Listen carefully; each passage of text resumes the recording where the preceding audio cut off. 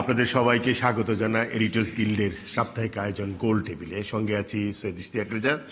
আমাদের আজকের বিষয় দেশে দেশে ক্ষমতার চেহারা। আমাদের সাথে আলোচনার জন্য ঠিক আমার ডানে আছেন অধ্যাপক আবুল কাশেম ফজলুল হক, লেখক, গবেষক, সমাজ এবং রাষ্ট্রচিন্তক। এরপরই আছেন ব্রিগেডিয়ার জেনারেল অবসরপ্রাপ্ত doctor M Sakhawat Hossain, senior fellow, South Asian Institute of Policy and Governance, North South বিশ্ববিদ্যালয়। আছেন অধ্যাপক মাহফুজা খানম, রাজনৈতিক বিশ্লেষক এবং ডাকসুর প্রথম নারী ভিপি সাবেক, এবং অধ্যাপক ডক্টর আব্দুর রব খান, শিক্ষক, নর্থ সাউথ বিশ্ববিদ্যালয়, আন্তর্জাতিক সম্পর্ক বিশ্লেষক এবং সাবেক গবেষণা পরিচালক, BISS। আমার ঠিক বাইরে আছেন অধ্যাপক ডক্টর ইমতিয়াজ আহমেদ, আন্তর্জাতিক সম্পর্ক বিশেষজ্ঞ। আছেন মেজর জেনারেল অবসরপ্রাপ্ত হেলাল মোর্শেদ খান বীর বিক্রম, নিরাপত্তা এবং আন্তর্জাতিক সম্পর্ক বিশ্লেষক। পরেই আছেন অ্যাডভোকেট খুরশিদ আলম খান, জ্যেষ্ঠ আইনজীবী, সুপ্রিম কোর্ট আইনজীবী, দুর্নীতি দমন কমিশন, এবং জহিরুল আলম, বার্তা প্রধান, NTV। আপনাদের সবাইকে স্বাগত জানাচ্ছি। আজকের যে বিষয়টা দেশে দেশে ক্ষমতার চেহারা, আমার মনে হয় আমি যদি একটু আলোকপাত করি তাহলে আপনাদেরও একটু আলোচনা করতে হয়তো সুবিধা হবে। আমরা খেয়াল করে দেখলাম যে বাংলাদেশে ডোনাল্ডো ঘুরে যাওয়ার ঠিক পরপরই সাবেক সেনাপ্রধান জেনারেল আজিজের উপর একটা নিষেধাজ্ঞা আসলো এবং বলা হয়েছে তিনি তাৎপর্যপূর্ণ দুর্নীতি করেছেন। এদিকে আন্তর্জাতিক অপরাধ আদালত যেটি আছে সেখানে নেতানিয়াহু এবং হামাস এই দুই নেতাদের বিরুদ্ধে গ্রেপ্তারি পরোয়ানা জারি হয়েছে। বিচারিক আদালত অভিযান বন্ধের নির্দেশ দিয়েছে, সেটা আবার আমেরিকা সমর্থন করছে না। বাংলাদেশের দিকে যদি তাকাই তাহলে দেখতে পাচ্ছি ইরানের প্রেসিডেন্ট রাইসি মারা গেছেন হেলিকপ্টার দুর্ঘটনায়। বাংলাদেশের দিকে তাকাই দেখি যে আমাদের একজন সংসদ সদস্য খুন হয়েছেন পাশের দেশ পশ্চিমবঙ্গের কলকাতায়। সাবেক IGP আমাদের দেশে বেনজির আহমেদের সম্পদ বন্ধের জব্দের নির্দেশ দেওয়া হয়েছে আদালত থেকে। 2021 সালে পুলিশের প্রধান ছিলেন জনাব বেনজির, তখন একটা মানবাধিকার লঙ্ঘনের জন্য একটা স্যাংশন এলো। এবার সাবেক সেনাপ্রধানের উপরে আমরা দেখলাম একটা নিষেধাজ্ঞা আসলো। এই সব কিছু মিলিয়ে দেশ বিদেশের ক্ষমতার চেহারাটা নিয়ে আলোচনা করতে চাই। শুরুটা করি আমাদের একমাত্র নারী আলোচক আজকের অধ্যাপক মাহফুজা খানম, আপনাকে দিয়ে। ধন্যবাদ। আজকের দেশে দেশে ক্ষমতার রাজনীতি অত্যন্ত প্রাসঙ্গিক আজকের জায়গায় দাঁড়িয়ে আমি বলবো। তবে এখানে বলা দরকার যে ক্ষমতার রাজনীতি সর্বকালে ছিল, আছে, থাকবে। এরপর যদি বলি আমরা যে এর ফলে আমরা দেখেছি প্রথম বিশ্বযুদ্ধ এবং দ্বিতীয় বিশ্বযুদ্ধ আমরা দেখেছি, এবং সেই আমলে বলবো আণবিক বোমা এবং অন্যান্য সামরিক উদ্ভাবন ঘটেছে। তো এর এক সময় আমরা লক্ষ্য করলাম পৃথিবীর দেশে দেশে এক ধরনের পলিটিক্যাল স্টেবিলিটি, যদি সেই অর্থে বলি, ভারসাম্যের কথা যদি বলি, সেটাতে আমরা দুটো জায়গা দেখতে পাই। একটা হচ্ছিল ভেরি পলিটিক্যাল ফিলসফি, সাম্রাজ্যবাদের একটা, আরেকটা দিকে আমরা দেখি যে সমাজতান্ত্রিক একটা আদর্শের জায়গা ছিল, যখন কিনা পৃথিবীতে একটা ভারসাম্য ছিল সেই অর্থে আমার ক্ষমতার রাজনীতির কথা যদি বলি। কিন্তু দুঃখের বিষয় হলো যে সোভিয়েত ইউনিয়নের পতনের ফল বা তার পরবর্তী সময়টাতে একচ্ছত্রভাবে সাম্রাজ্যবাদ গোষ্ঠী যেভাবে বিশ্বে একচ্ছত্র ক্ষমতার অধিকারী হয়েছে, তার ফলে আমরা একের পর এক আমরা নানা ধরনের দৃশ্য আমাদের সামনে আসছে। এবং আজকের জায়গা যদি দাঁড়িয়ে আমি বলি, প্রথম এবং প্রধান আমাদের আলোচ্যের জায়গাগুলো আমার মনে হয় প্রত্যেকটা মানুষকে আজকে স্পর্শ করে পৃথিবীর, সেটা হলো প্যালেস্টাইনের যে ঘটনাগুলো ঘটছে। এবং আমরা জানি যে 7ই অক্টোবর 2023 সালে শুরু হয়েছিল এবং সেটা আমার প্রায় 7 মাস হয়ে গেল।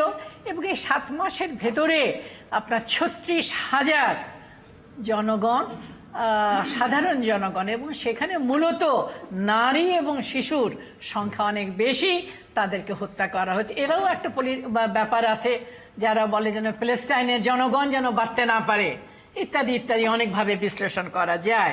তো এই যে এর ফলে আমি বলবো যে বিশ্বের জায়গায়, এবং এটাও বলবো যে বাংলাদেশের মতন ছোট্ট একটা দেশ, আমরাও কিন্তু আমরা ওই 7ই অক্টোবর হলো, আমরা পিস কাউন্সিলের পক্ষ থেকে আমরা সভা করলাম, শোভাযাত্রা করলাম এবং নানাভাবে, এবং বাংলাদেশের সর্বত্রটা হলো।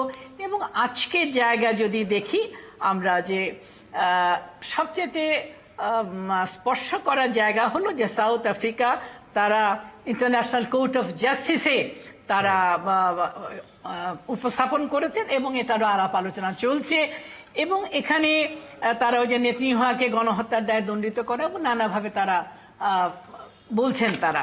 এবং এখানে আমি বলবো যে আমার এই দীর্ঘ বয়সের জায়গায় দাঁড়িয়ে আমি বলতে চাই যে পৃথিবীর একদিকে যেমন হতাশার জায়গা আছে, ঠিক অন্যদিকে আমি মনে করব যে আমার আশার জায়গাটা হলো আমেরিকা সহ বিভিন্ন দেশে দেশে তরুণ সমাজ, বিশেষ করে ছাত্ররা যেভাবে আমেরিকা সেই টপ ইউনিভার্সিটিগুলোতে তারা অবস্থান ধর্মঘট করছে এবং অবস্থান ধর্মঘটের আন্তর্জাতিক বিচার আদালত তো হামলা বন্ধের নির্দেশ দিয়েছে, সেনা অভিযান, সেটা তো ইসরায়েল মানছে না। তার পক্ষে খুব জোরালো ভাবে দাঁড়িয়ে আছে যুক্তরাষ্ট্র। ছাত্রদের বিক্ষোভকেও তারা খুব একটা গণ্য করছে বলে, শুধু তাদেরকে অ্যারেস্ট করা হচ্ছে, তাদের ছাত্রত্ব বাতিল করা হচ্ছে, তাদের কনভোকেশনে থেকেও তাদেরকে বার করে দিচ্ছে। তো এইখানে আমি বলবো যে আমাদের এই যে আপনাদের আমাদের প্রতিপাদ্য বিষয় যে দেশে দেশে ক্ষমতার রাজনীতি, এই ক্ষমতার রাজনীতির ভারসাম্য আমাদের আনতেই হবে এবং আমি মনে করি জনগণের একটা বিরাট প্রভাব এই রাজনীতি কার জন্য? রাজনীতি তো মানুষেরই জন্য। সেই রাজনীতি যদি মানুষের বিপক্ষে দাঁড়ায় বছরের পর বছর, যুগের পর যুগ, শতাব্দীর পর শতাব্দী, তো এই যে পৃথিবীতে যে আমাদের স্বপ্ন ছিল একটা পৃথিবী যেখানে মানুষ নামক এক প্রজাতি তারা সুখে শান্তিতে বসবাস করবে, সেই সুখ শান্তি তো বহু আগেই আমার মনে হয় তিরোহিত হচ্ছে এবং কাদের জন্য হচ্ছে সেটা আমাদের বুঝবার ব্যাপার। এবং সেখানে আমি বলবো পৃথিবীর জনগণের তাদের পরিষ্কার ধারণা দরকার যে একটা সাম্যের পৃথিবী প্রতিষ্ঠা করার জন্য আমাদের যেখানে আছি সেখানে দাঁড়িয়ে আমাদের কাজগুলো করে যাওয়া দরকার। জাহিরুল আলম, আমি যে প্রসঙ্গগুলোর কথা আলোচনায় আনলাম শুরুতে, আপনার কাছে কি মনে হয় যে একদিকে কোথাও স্যাংশন, কোথাও আবার হত্যার পক্ষে অবস্থান, বিশ্ব পরিস্থিতিতে আসলে একটা হিপোক্রেসি আসলে দাঁড়িয়ে গেছে? পুতিনের বিরুদ্ধে যখন গ্রেপ্তারি পরোয়ানা জারি করা হয় তখন আমেরিকা উল্লসিত হয়, নেতানিয়াহুর ব্যাপারে তারা প্রচন্ড ক্ষোভ প্রকাশ করে। এই জায়গাগুলো আসলে আপনি কিভাবে দেখছেন? তেমনি বাংলাদেশ সম্পর্কে এক ধরনের ভাবনা, কিন্তু নিজেদের ব্যাপারে আরেক ধরনের ভাবনা, সমস্ত কিছু মিলিয়ে। জি ধন্যবাদ। এবং এর সাথে যেসব ঘটনা ঘটে চলেছে। জি ধন্যবাদ। এটা তো অস্বীকার করার কোনো উপায় নেই যে আপা আমাদের মানে যে হিস্ট্রি নিয়ে কথা বলেছেন এবং এটার একটা কনসিকুয়েন্স বা একটা কালমিনেশন আমরা দেখতে পাচ্ছি।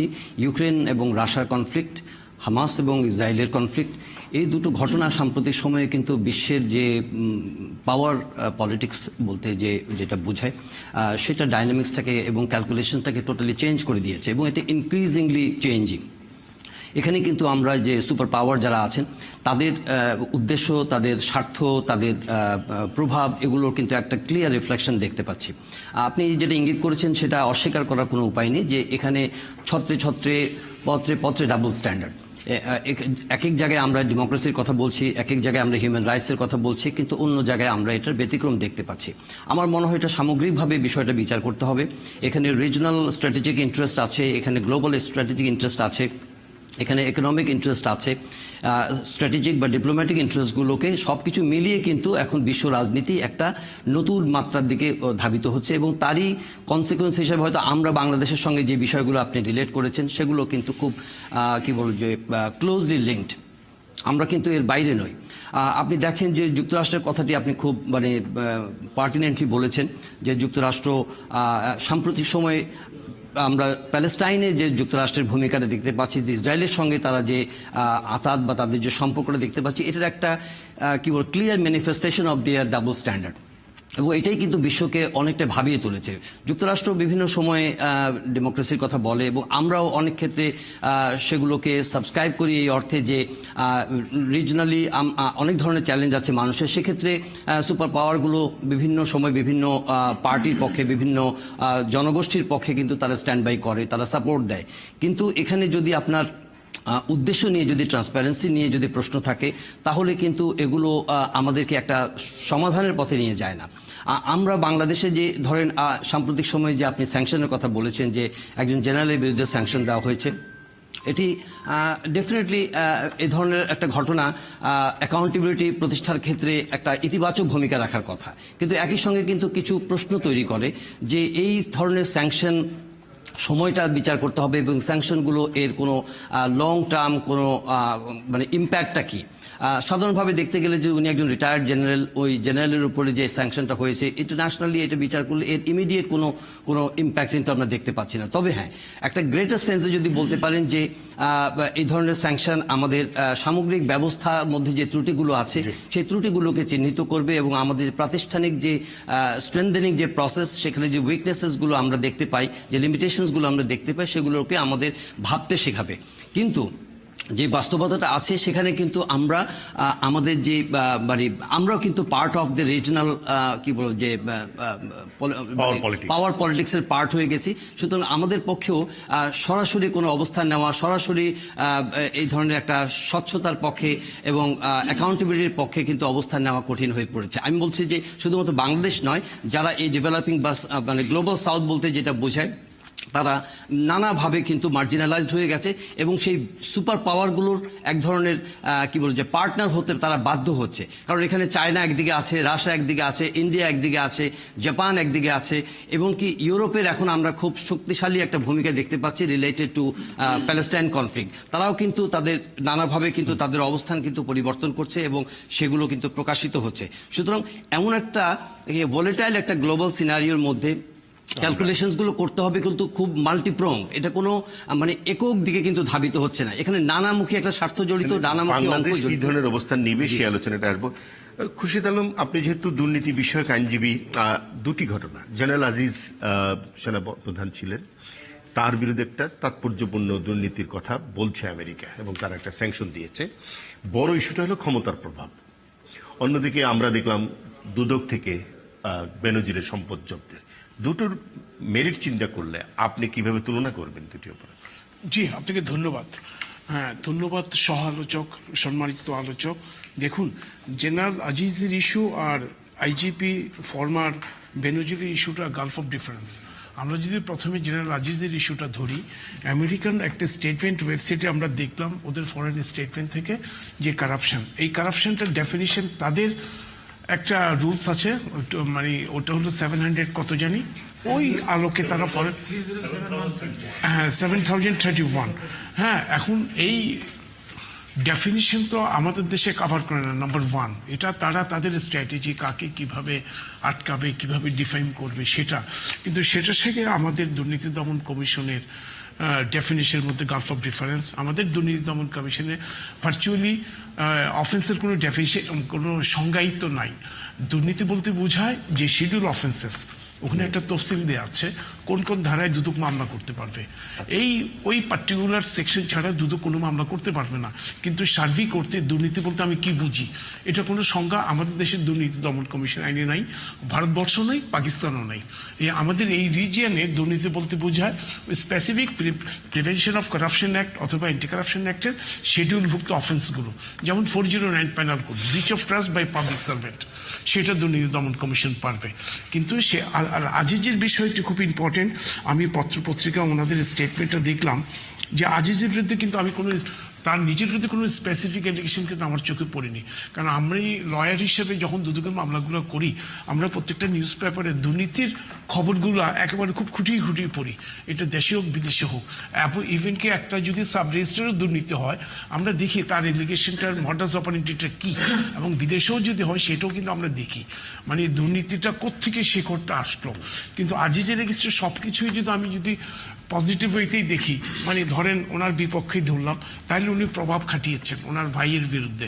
এবং কিভাবে প্রভাব খাটানো, শুধু তো প্রভাব খাটালেই তো হবে না, প্রভাব অনেকভাবে এটা খাটানো যায়, আর্টিফিশিয়াল ওয়েতে প্রভাব খাটানো যায়। যেমন আমার ভাই সেনা প্রধান, নৌবাহিনীর প্রধান, বিমান বাহিনীর প্রধান, পুলিশের আইজিপি, এটাও কিন্তু কথার মধ্যে একটা প্রভাব থাকে। কিন্তু ও আইজিপির ভাই, মানে খুব সাবধানে কথা বলতে, আইজিপির বন্ধু, আইজিপির সঙ্গে একসঙ্গে ওনাকে আমি লাঞ্চ করতে দেখছি।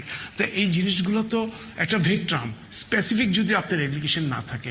যেমন ভিজাভিস রিভার্স ওয়েতে আপনি যদি আইজিপি বেনজির আহমেদের বিরুদ্ধে দেখেন, সেখানে কিন্তু আপনার স্পেসিফিক এখন পর্যন্ত ওনাকে আমি দুর্নীতিবাজ এখন বলবো না, অপরাধীও বলবো না, বাট সাফিসিয়েন্ট এলিগেশন আসছে প্রাইমা ফেসি আসছে যে ওনার হলো এই দলিলগুলোতে 83 ডিটসের মধ্যে যে প্রপার্টিগুলো আছে ইট মে বি অপরাধলব্ধ আয়।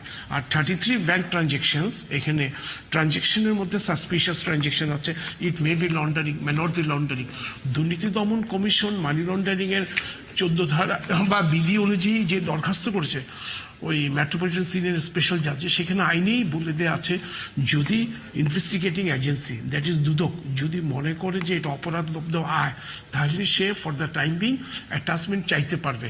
তবে তাকে কোর্টকে দেখাতে হবে যেটা অপরাধলব্ধ আয়, এবং এটা যদি ইমিডিয়েটলি আমি যদি অ্যাটাচ না করি তাহলে এটা বেহাত হওয়ার সম্ভাবনা আছে। তখন ব্যাংকে আমি কোনো টাকাই পাবো না, সিজ হলো হয়তো ব্যাংক অ্যাকাউন্টে আছে 200 টাকা। সেই অ্যাপ্রিহেনশনের ভিত্তিতে on the basis of prosecution Dudok যে অ্যাপ্লিকেশনটা দেয় তার ভিত্তিতে মেট্রো সেশন জাজ উনি নিজে শুনেছেন, নিজে সব ঘাটাঘাটি করেছেন, দেখেছেন, তারপরে আইন থেকে উনি আদেশটা দিয়েছেন। এবং এই আদেশের কনসিকুয়েন্সটা হলো এই আদেশ উনি 30 ডেজের মধ্যে চ্যালেঞ্জ করতে পারবেন বিফোর দ্যাট কোর্ট, যে কোর্ট আদেশ দিয়েছে। 30 ডেজ যদি পার হয়ে যায় তাহলে উনি হাইকোর্টে রিটে আসতে পারবেন, ডিভিশনে আসতে পারবেন। কিন্তু কথা হলো আমার ক্রেডিবল ইনফরমেশনের মধ্যে প্রাইমা ফেসি সত্যতা থাকতে হবে। আজিজের বিষয়টা তো এখনো আমাদের জুরিসডিকশনে আসেনি, এবং ওনার বিরুদ্ধে যে কথাগুলি আসছে আমি তো মনে হচ্ছে না যে ওনার দুর্নীতির প্রাইমা ফেসি কোনো একটা কেস মেক আউট হয়েছে। যদি হ্যাঁ হতে পারে মেবি, সেটা তো আমার ইনফরমেশন লাগবে, ইনফরমেশনটা তো আমি পারবো না। নট অনলি ইনফরমেশন, একটা পত্রিকায় আপনি ছাপলেন, একটা ইলেকট্রনিক মিডিয়াতে একটা নিউজ ছাপা হলো, দ্যাট ইজ ফাইন, এটা আমার সোর্স অফ ইনফরমেশন। বাট আমাকে দেখতে হবে বিং এ ইনভেস্টিগেটিং এজেন্সি তার অথেন্টিসিটি, এটা কতটুকু সত্য, যাতে ইভেন কি আমরা অনেক সময় উনি আর এখানে তো তার নিজের ডিফেন্স করার কিছু নাই। না আছে, অনেক আছে। ওনার তো লয়ার কালকে স্টেটমেন্ট দিল, ওনারা হাইকোর্টে যাবেন, ওনার ডিফেন্স কি হবে না হবে যখন কোর্টে আসবেন তখন আমরা বুঝতে পারবো। জেনারেল আজিজের কথা বলছি। আচ্ছা, না মানে যেটা জেনারেল আজিজের ক্ষেত্রে একটা জিনিস আমি ওনাকে অ্যাপ্রিসিয়েট করি, উনি দেশের জাতির বিরুদ্ধে দুর্নীতির এলিগেশন আছে, ওটা ফর দ্য টাইম বিং খুবই সাইলেন্ট থাকে। উনি কিন্তু সঙ্গে সঙ্গে রিয়াক্ট করেছে। মেবি তার রিয়াকশনটা হয়তো সাফাই গাওয়া হবে, মেবি তার রিয়াকশনটা সে নিজে থেকে দিয়েছে তাকে ক্লিন চিট দেওয়ার জন্য নিজেকে নিজে, কিন্তু সে কিন্তু রিয়াক্ট করেছে। আমরা নর্মালি দুদকের মামলা এটা দেখি না। নর্মালি দুর্নীতির বিরুদ্ধে যাদের এলিগেশন আছে ওরা ফর দ্য টাইমিং সাইলেন্ট থাকে, তার 2-4 দিন 10 দিন যাওয়ার পরে ওরা খুব ভলাটাইল হয়। কিন্তু এই ক্ষেত্রে আমি দেখলাম জেনারেল আজিজ সঙ্গে সঙ্গে রিয়াক্ট করেছে। আসবো আপনার কাছে একটু, ডক্টর আব্দুর রব। কয়েকটা বিষয়, ইনস্টিটিউশনের কথাটা এসছে আলোচনা, যেটা জহিরুল আলম বলছিলেন যে সেনাবাহিনী একটা ইনস্টিটিউশন, পুলিশ বাহিনী একটা ইনস্টিটিউশন, রাষ্ট্র ইটসেলফ নানা ইনস্টিটিউশনকে রিপ্রেজেন্ট করে। সেই জায়গা থেকে দেখলে জেনারেল আজিজের উপরে নিষেধাজ্ঞা, বাংলাদেশ সেনাবাহিনী, পুলিশের প্রধান আগে ছিলেন, সেই সময় তার উপরে নিষেধাজ্ঞা আসলো, তিনি যখন র্যাবের ডিজি ছিলেন সেই হিসেবে। দুটি বড় ইনস্টিটিউট এই সরকারের আমলে টার্গেটেড হলো আন্তর্জাতিকভাবে। এখানেও কি কোনো জিও পলিটিক্যাল স্ট্র্যাটেজিক কোনো ইস্যুজ আছে? ধন্যবাদ আপনাকে, ধন্যবাদ সবাইকে। ইয়েস, আমাদের মনে হয় আমাদের যে ইনস্টিটিউশনগুলো আছে, যে সেনাবাহিনীর কথা বলি, রাষ্ট্রীয় শক্তি বলি, সেগুলো এই ক্ষমতাগুলো সাধারণত যখন তারা ওইখানে ইনকামবেন্ট থাকে, it's very easy for them to utilize, এবং ওই নাম, ওই ওয়েট অফ দ্য ইনস্টিটিউশন এগুলোকে ক্যাপিটালাইজ করে তারপর তার এটা ইনফ্লুয়েন্স এক্সার্ট করা সম্ভব। এটা তারা করে আসছে। ঠিক আছে, প্রশ্ন পরে আসে যখন তার বিরুদ্ধে অপরাধের একটা ইয়ে আসে, আপনার অপরাধের জন্য তার বিরুদ্ধে একটা অভিযোগ আসে, তখন ডিফেন্সের কোশ্চেন আসে। এখন এটা আমাদের সেই ইনস্টিটিউশন যেগুলো আছে আমাদের এখানে, এই ইনস্টিটিউশনগুলো আপনার অপারেশনাল বা ট্রান্সপারেন্সি এইগুলো নিয়ে সমস্যা থাকে, যার ফলে দেখা যায় এই ট্রান্সপারেন্সি নিয়ে কোশ্চেন আসে যে ওই ইনস্টিটিউশনে উনি যেভাবে ক্ষমতাটা ইউজ করেছেন সেটা বোধহয় অনেকটা আপনার দেখা যাচ্ছে যে ডাউটফুল বা সাসপিশাল। তো এইভাবেই আমাদের দেশে হয়ে আসছে। এখন আমাদের দেশে এটা আপনি ঠিকই বলেছেন যে আমাদের দেশের এই দুটো ইনস্টিটিউশন আন্তর্জাতিক রাজনীতি, আন্তর্জাতিক পলিটিক্যাল শিকার হয়েছে এটা। এখন এইটার জন্য আমাদের দেশের যেটা হলো আমার মনে হয় ডিফেন্সের একটা ব্যাপার আছে, রাষ্ট্রীয় ক্ষমতা এখন যারা আছে তাদেরও একটা পজিশনটা ক্লিয়ার করার ব্যাপার আছে। এটা মনে হয় সবচেয়ে পরে করবে তারা। এখন এই মুহূর্তে তারা they are not coming to the defence of the organization or the defence of the personality যারা এফেক্টেড আছে। এখন কোশ্চেন হলো যে এটা কত সময় লাগবে এটা নিয়ে বের করে এদেরকে নিয়ে, সেটা কাজে এখানে ফর দ্য টাইমিং মনে হচ্ছে যেন এই দুইটা ইনস্টিটিউশন অনেকটা মার্কড হয়ে গেল। এটাকে আমাদের মনে হয় রাষ্ট্রীয়ভাবে এটাকে ডিফেন্স করার সময় আসছে আমার মনে হয় এটা। কিন্তু এখানে কি আপনি আমাদের পররাষ্ট্র দপ্তরের কোনো ধরনের লেকিং দেখতে পান কিনা, যে তারা ঠিকমতো ফ্রন্ট লাইনে দাঁড়িয়ে এই বিষয়গুলোকে ফেস করতে পারে না, এরকম পররাষ্ট্র নীতি যেটা হলো সেকেন্ড লাইন অফ ডিফেন্স, যেটাকে বলা হয় দ্বিতীয়, কিন্তু এখানে তাদের উচিত ছিল তাদেরকে ডিফেন্স দেওয়া অথবা ক্লিয়ার করা, অন্তত ক্লিয়ার করা, ফ্যাক্টসগুলো ক্লিয়ার করা। রাষ্ট্র যে ট্রান্সপারেন্টলি বিহেভ করছে, রাষ্ট্র কোনোভাবে এখানে তার আপনার ক্ষমতার জন্য তাদের জন্য পক্ষপাতিত্ব করে নেই, এই যে জিনিসগুলো ক্লিয়ার করলে অনেক সময় অন্তত রাষ্ট্রটা ক্লিয়ার হয়ে যেত। আমার মনে হয় সেটা আমাদের পররাষ্ট্র মন্ত্রণালয় অতটা ক্লিয়ারলি এটা করেনি আমার মনে হয়। আপনি তাই মনে করছেন? ডক্টর সাখাওয়াত হোসেন, ঠিক একই প্রশ্ন আপনার কাছে। ইনস্টিটিউশন, আমরা আন্তর্জাতিক পরিস্থিতি দেখছি, সেখানে বাংলাদেশের জোরালো ভূমিকা যেটি আলোচনায় এসছে, আপনি কিভাবে দেখছেন এই পরিস্থিতিটাকে, এমনকি গ্লোবাল কনটেক্সট থেকেও যদি আমরা চিন্তা করি? গ্লোবাল কনটেক্সটের প্রথম যে কথাটা আমি বলছি, দি সুপার পাওয়ার বলে একটা পাওয়ার কিন্তু সবসময় ছিল। You start from let's say back to history, Roman Empire থেকে শুরু করে যদি আমরা ধরি ওই জায়গাটা, বা তারও আগের থেকে শুরু করি, তারপরে আমরা দেখছি Persian empire and then their behaviour, then Ottoman empire and their behaviour, তারপরে British empire and their behaviour. Super power সবসময় কিন্তু একটা না একটা power has been always dominating, এবং যখনই ওই ধরনের পাওয়ার থাকে, বাকি যে সমস্ত উইকার কান্ট্রিজ থাকে তারা কিন্তু মোটামুটি নিজেদের মতো করে সাফার করে। দেয়ার হ্যান্ড হয়তো ওই সময়ে ডাইরেক্ট সাফারিং হতো, এই সময় সেটা হচ্ছে না।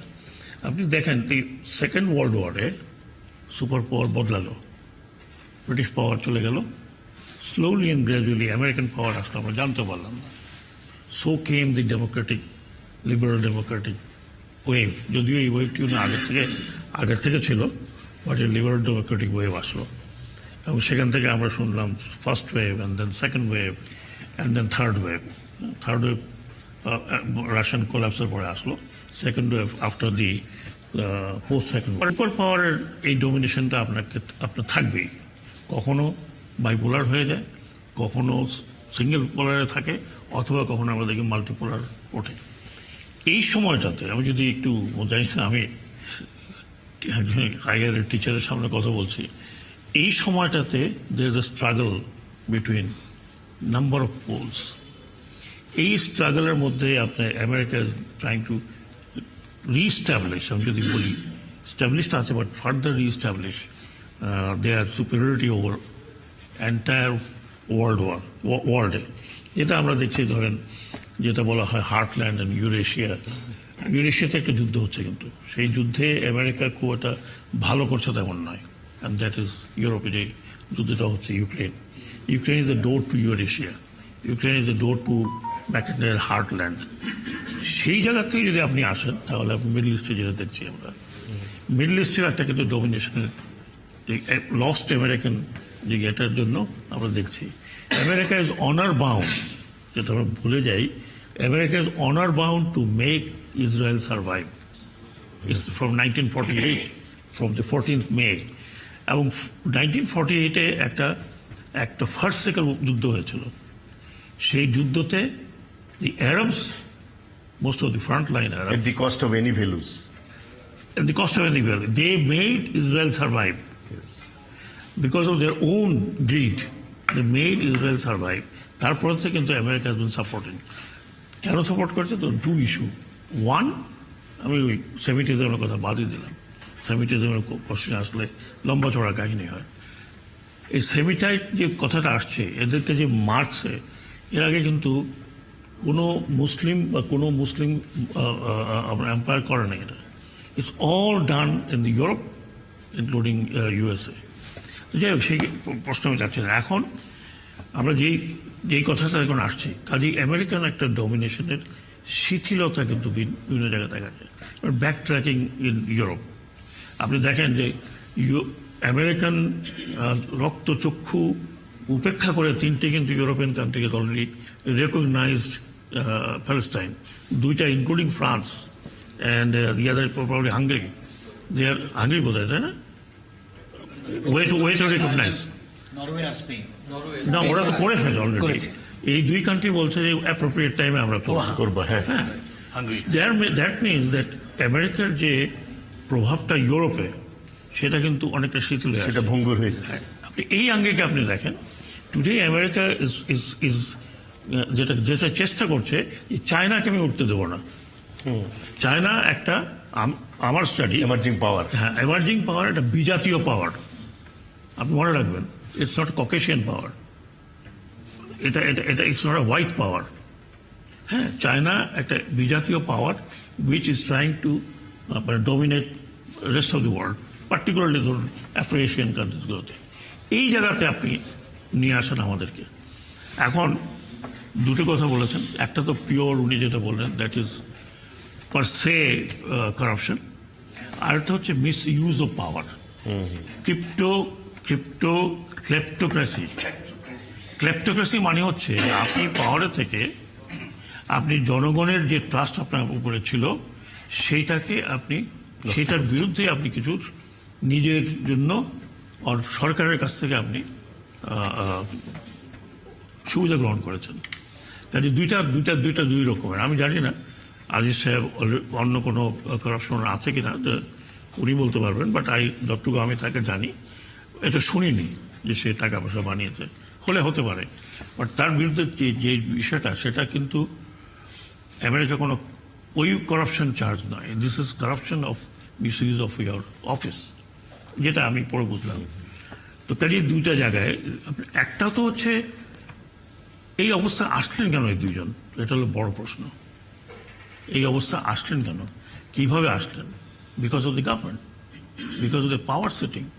আপনি কি আমাকে যদি এখন কেউ বলে যে বেনজির সাহেব 500 কোটি টাকা এবং আজকে কত বিঘা দেখলাম জমি, 350 বিঘা, 450 বিঘা, বেনজির সাহেব গভর্নমেন্ট সার্ভেন্ট, কোথা থেকে কোথায় উঠেছেন আপনি কি দেখেন নাই? এত ইন্টেলিজেন্স, এত কিছু আমরা কথা বললে পিছনে গাড়ি ঘোড়ে বাসার সামনে তারা থাকে, কে কি বললো, আপনি কোথায় টকা করলেন সেখানে ধরলো। So therefore there must have been some other people to also answer. ক্ষমতা কেন্দ্রের প্রশ্নে যখন ক্লেপ্টোক্রেসির কথা বলি, আমার তো মনে হয় জেনারেল আজিজ রাইটলি বলছে যে আমাকে হেয় করা হয়নি, গভর্নমেন্টকে হেয় করা হয়েছে। এখন সরকার বলছে আমাদের এই ব্যাপারে, মানে সরকার বলতে সরকার এখানে ঢুকতেই চাচ্ছে না, বলছে না এটা আমাদের ব্যাপার না, ওইটা করাপশন করছে তার ব্যাপার, ওইটা আর্মি জানে। আর্মি কি জানবে? না, রিটায়ার হলেও আর্মির আওতার মধ্যে থাকে। But the point is that what army would do, is army chief, তাকে চিফ বানিয়েছেন আপনি তাকে দেখেছেন, না দেখে তো মানেন নাই। তারপর সে যখন যা করতেছিল, so sorry, is very close to me, আমার চাকরি করেছেন, তখন ক্যাপ্টেন ছিলেন। হি ইজ এফিসিয়েন্ট অফিসার, তার এফিসিয়েন্সির মধ্যে আমি দেখি না দুটো না, he is an efficient officer, কিন্তু প্রভাবিত বাই দ্য গভর্নমেন্ট, সেও কিছু অ্যাডভান্টেজ নিয়েছে, গভর্নমেন্টও তার কাছ থেকে অ্যাডভান্টেজ নিয়েছে। এখন আপনি বলেন যে তারা তো ভাই আমি জানি না, ওটা তারা তাদের ব্যক্তিগত ইস্যু। এইটা কিন্তু যারা কাদের সাহেব ঠিকই বলেছেন, এটা কিন্তু ভিসা নীতির মধ্যে নয়। ভিসা নীতি যাদের উপরে পড়েছে only they know, the government, American government will not tell, but এটা দে ক্যান সে অ্যানাউন্স, বিবৃতি দিয়ে, আর লম্বা চড়া বিবৃতি, কঠিন শব্দ, এরকম কঠিন শব্দ কিন্তু উনি তো লয়ার, উনি আমার সাথে ভালো করে বলতে পারবেন। অত্যন্ত কঠিন শব্দ। এই শব্দটা শুধু আজিজের জন্য নয়, I am sorry to say, পুরো সিস্টেমের উপরে তারা প্রশ্ন করেছে, এক্সপ্রেশন করেছে। একটা লোককে তারা সামনে নিয়ে আসছে, unfortunately he is the victim, কিন্তু প্রশ্নগুলো কিন্তু আপনি পড়ে দেখেন, ক্লেপ্টোক্রেসির পুরো বয়ানটা শোনেন। এমনকি তারা বলছে 39 বছর আগের কোনো ঘটনা ঘটলে তার উপরও আমরা এটাকে অনেকটা এরকম। আমি আপনার কাছে এই আলোচনাটা শেষ করে স্যারের কাছে আসবো। বাংলাদেশ সরকারের সাথে আমেরিকান গভর্নমেন্টের গত 7 জানুয়ারি নির্বাচনের আগে আমরা দেখলাম একটা অস্থিরতা, এরই কোনো রিফ্লেকশন এটা? Not exactly. এই রিফ্লেকশনটা অন্য জায়গায়। ইয়োর রিলেশন উইথ চায়না, এখন আমরা যে চায়নার your extended relation with Russia, রাশিয়ার চেয়ে বড় যেটা আমি মনে করি, আমরা এখন চায়নার সাথে সম্পর্ক তো অনেক আগের, কিন্তু এখন আমরা একটা স্ট্র্যাটেজিক লেভেলে ঢুকে গেছি, নোয়িংলি অর আননোয়িংলি। এই জায়গাটাতে আমরা এখন কি করবো, এটা আমার যেটা মনে হয়, আমরা এটা কি করবো আমরা বুঝতে পারছি না। আমরা চায়না থেকে বেরোতে পারছি না, আমরা আমেরিকার দিকেও যেতে পারছি না। রাশিয়ার সাথে আমাদের একটা সম্পর্ক, প্লাস ইন্দো প্যাসিফিকেও আমরা সেভাবে যেতে পারছি না। We can't stand against China, we should not in fact. কিন্তু আমরা এই প্রবলেমে পড়ে গেছি। শুধু ওইখানে না, এটার সাথে আমি অ্যাড করছি যে future of Myanmar is also dependent Bangladesh কি করবে, বাংলাদেশ এবং থাইল্যান্ড। সো আমি মনে হয় ওভারঅল আমি এই কথাটা বললাম, স্পেসিফিক আমার কাছে বলার মতো কিছু নেই। আসবো আপনার কাছে। আমি একটু আবুল কাশেম ফজলুল হক, আপনি তো শুনলেন আলোচনা, আপনার মতামতটা শুনি সামগ্রিক বিষয়ের উপর। একটা ব্যাপার হলো যে 1991 সনের 30শে ডিসেম্বর মানে আনুষ্ঠানিকভাবে সোভিয়েত ইউনিয়ন বিলুপ্ত হয়ে গেল তাদের আইনসভায় আইন করে, এবং গর্বাচেভ তখন খুব প্রশংসিত হয়েছেন আমেরিকার প্রেসিডেন্ট রেগান, ব্রিটেনের প্রধানমন্ত্রী মার্গারেট থাচার বোধহয়।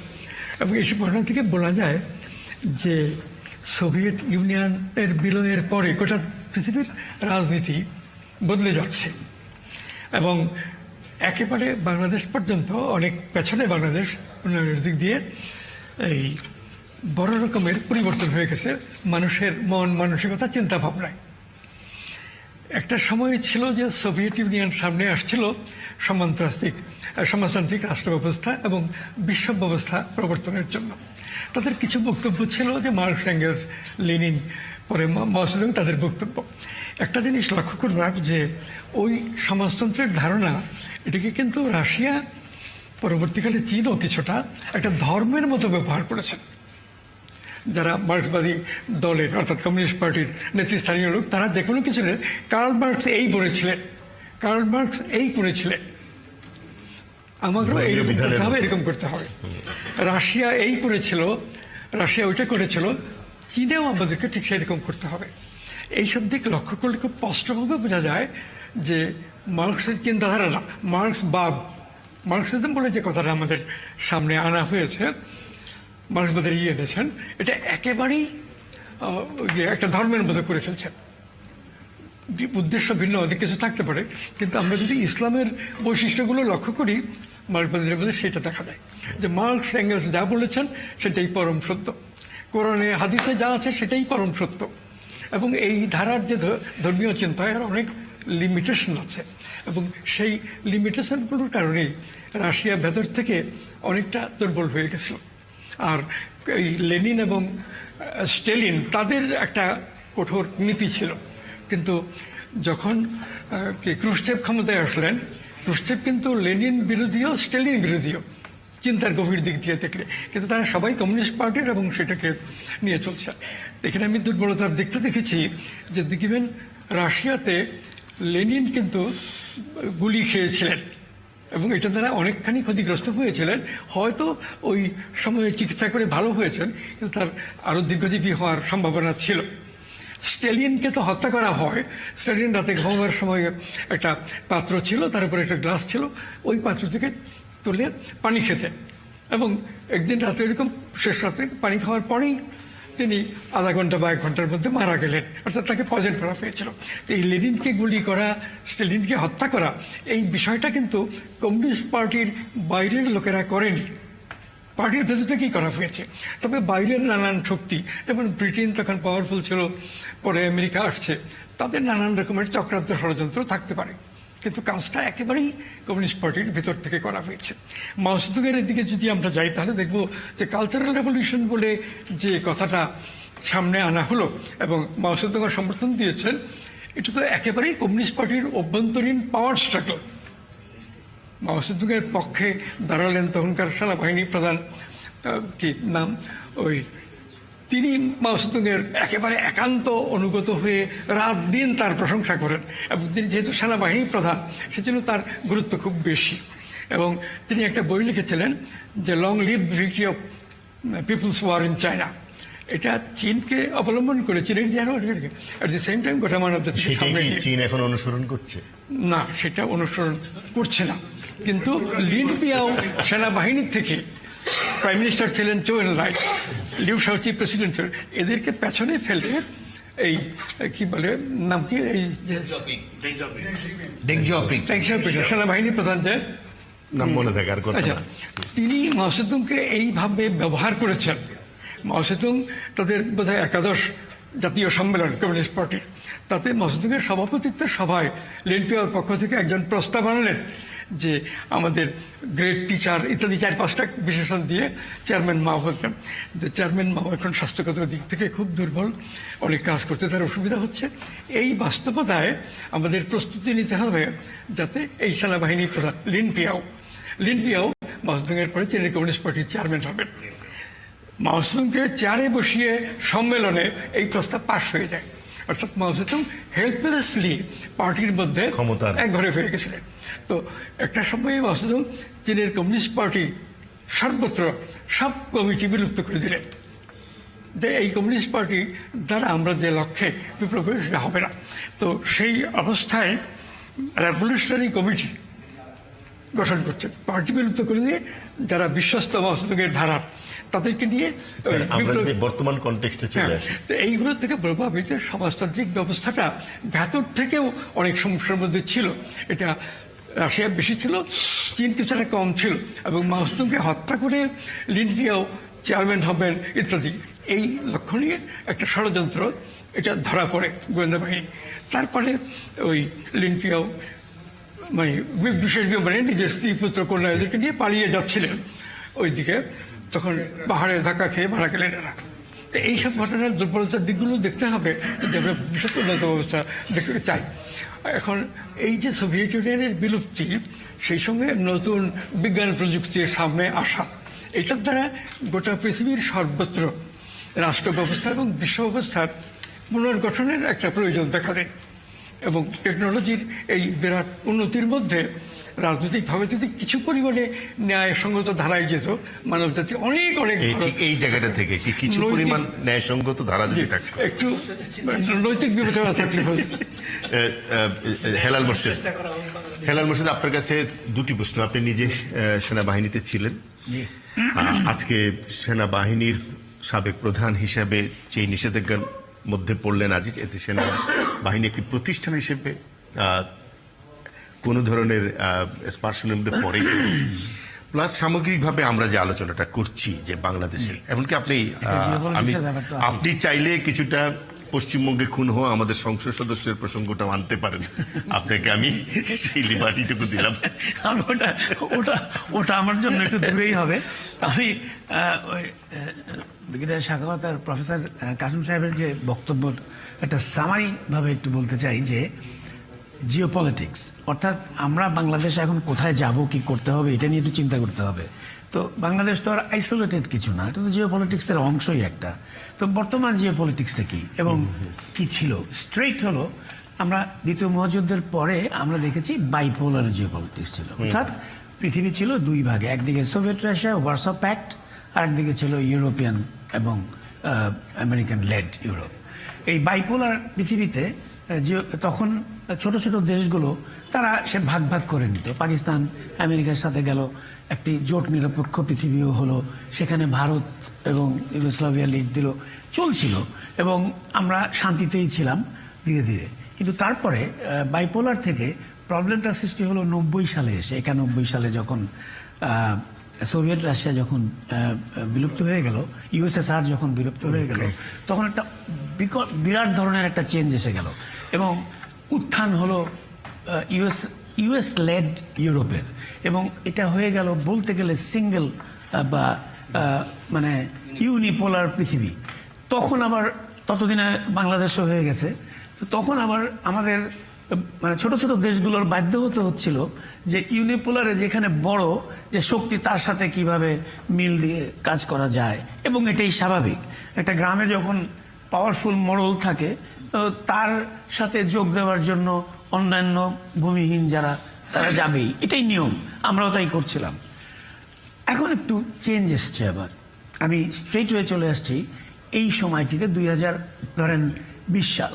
এখানে কিন্তু একটা সিঙ্গেল পোলার বাইপোলার ছিল, ইউনিপোলার হয়ে গেছিল, এখন কিন্তু মাল্টিপোলার হয়ে গেছে। মাল্টিপোলারটা হয়ে যাওয়াতে ছোট ছোট দেশগুলোর কি অবস্থান হয়েছে, আমি মনে করি মাল্টিপোলার হওয়াতে ছোট ছোট দেশগুলোর অবস্থান একটু ভালো হয়েছে, অপশন বেড়ে গেছে।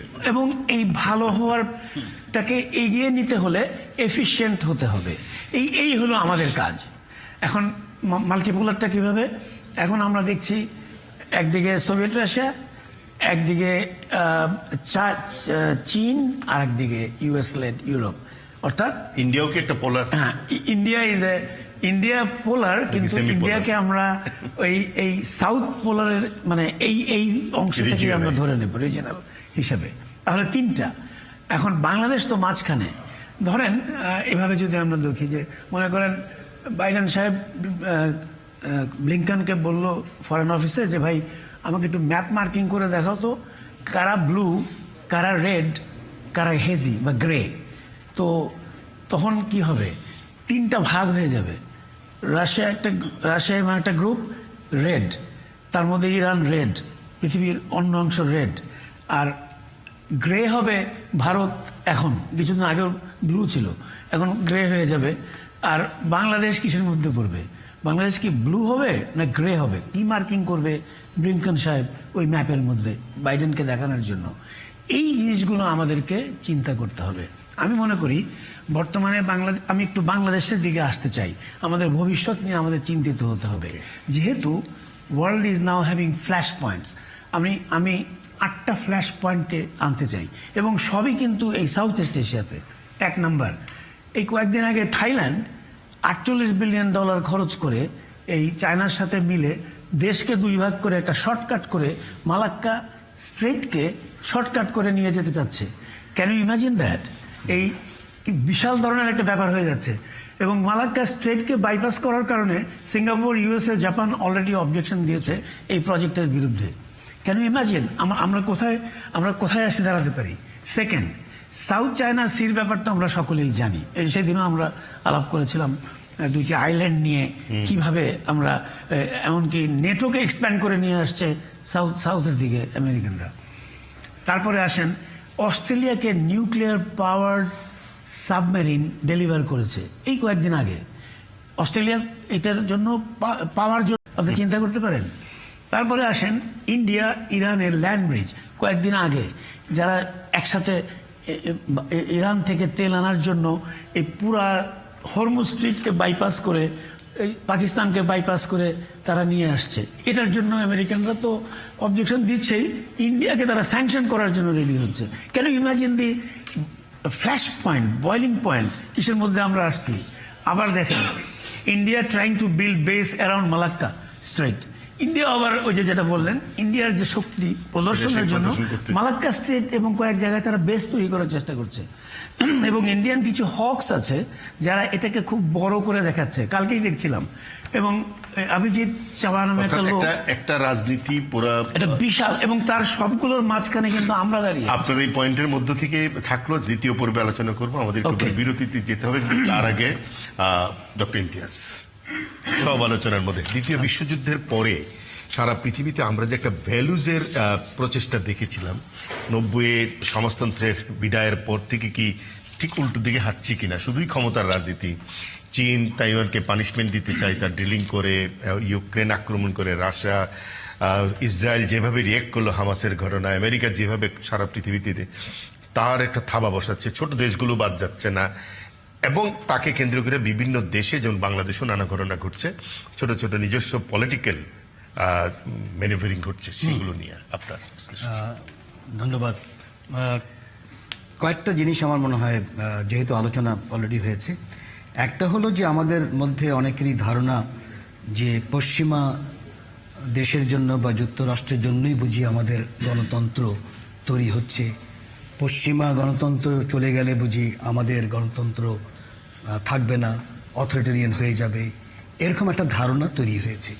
এটা আমি মনে করি খুবই মানে একেবারেই এভিডেন্সের সাথে যায় না, এবং এটা খুবই আমি মনে করি একেবারে কলোনাইজড মেন্টালিটি থেকেই হয়েছে।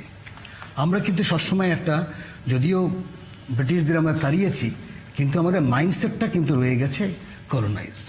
আমরা এখনও মনে করি যে ইউরোপ উদ্ধার করবে, আর নাহলে একসময় ছিল যখন বাইপোলার ওয়ার্ল্ড ছিল, এবং স্যার ভালোই বলেছেন সেই ইতিহাসটা, যে সোভিয়েত ইউনিয়ন আমাকে উদ্ধার করবে।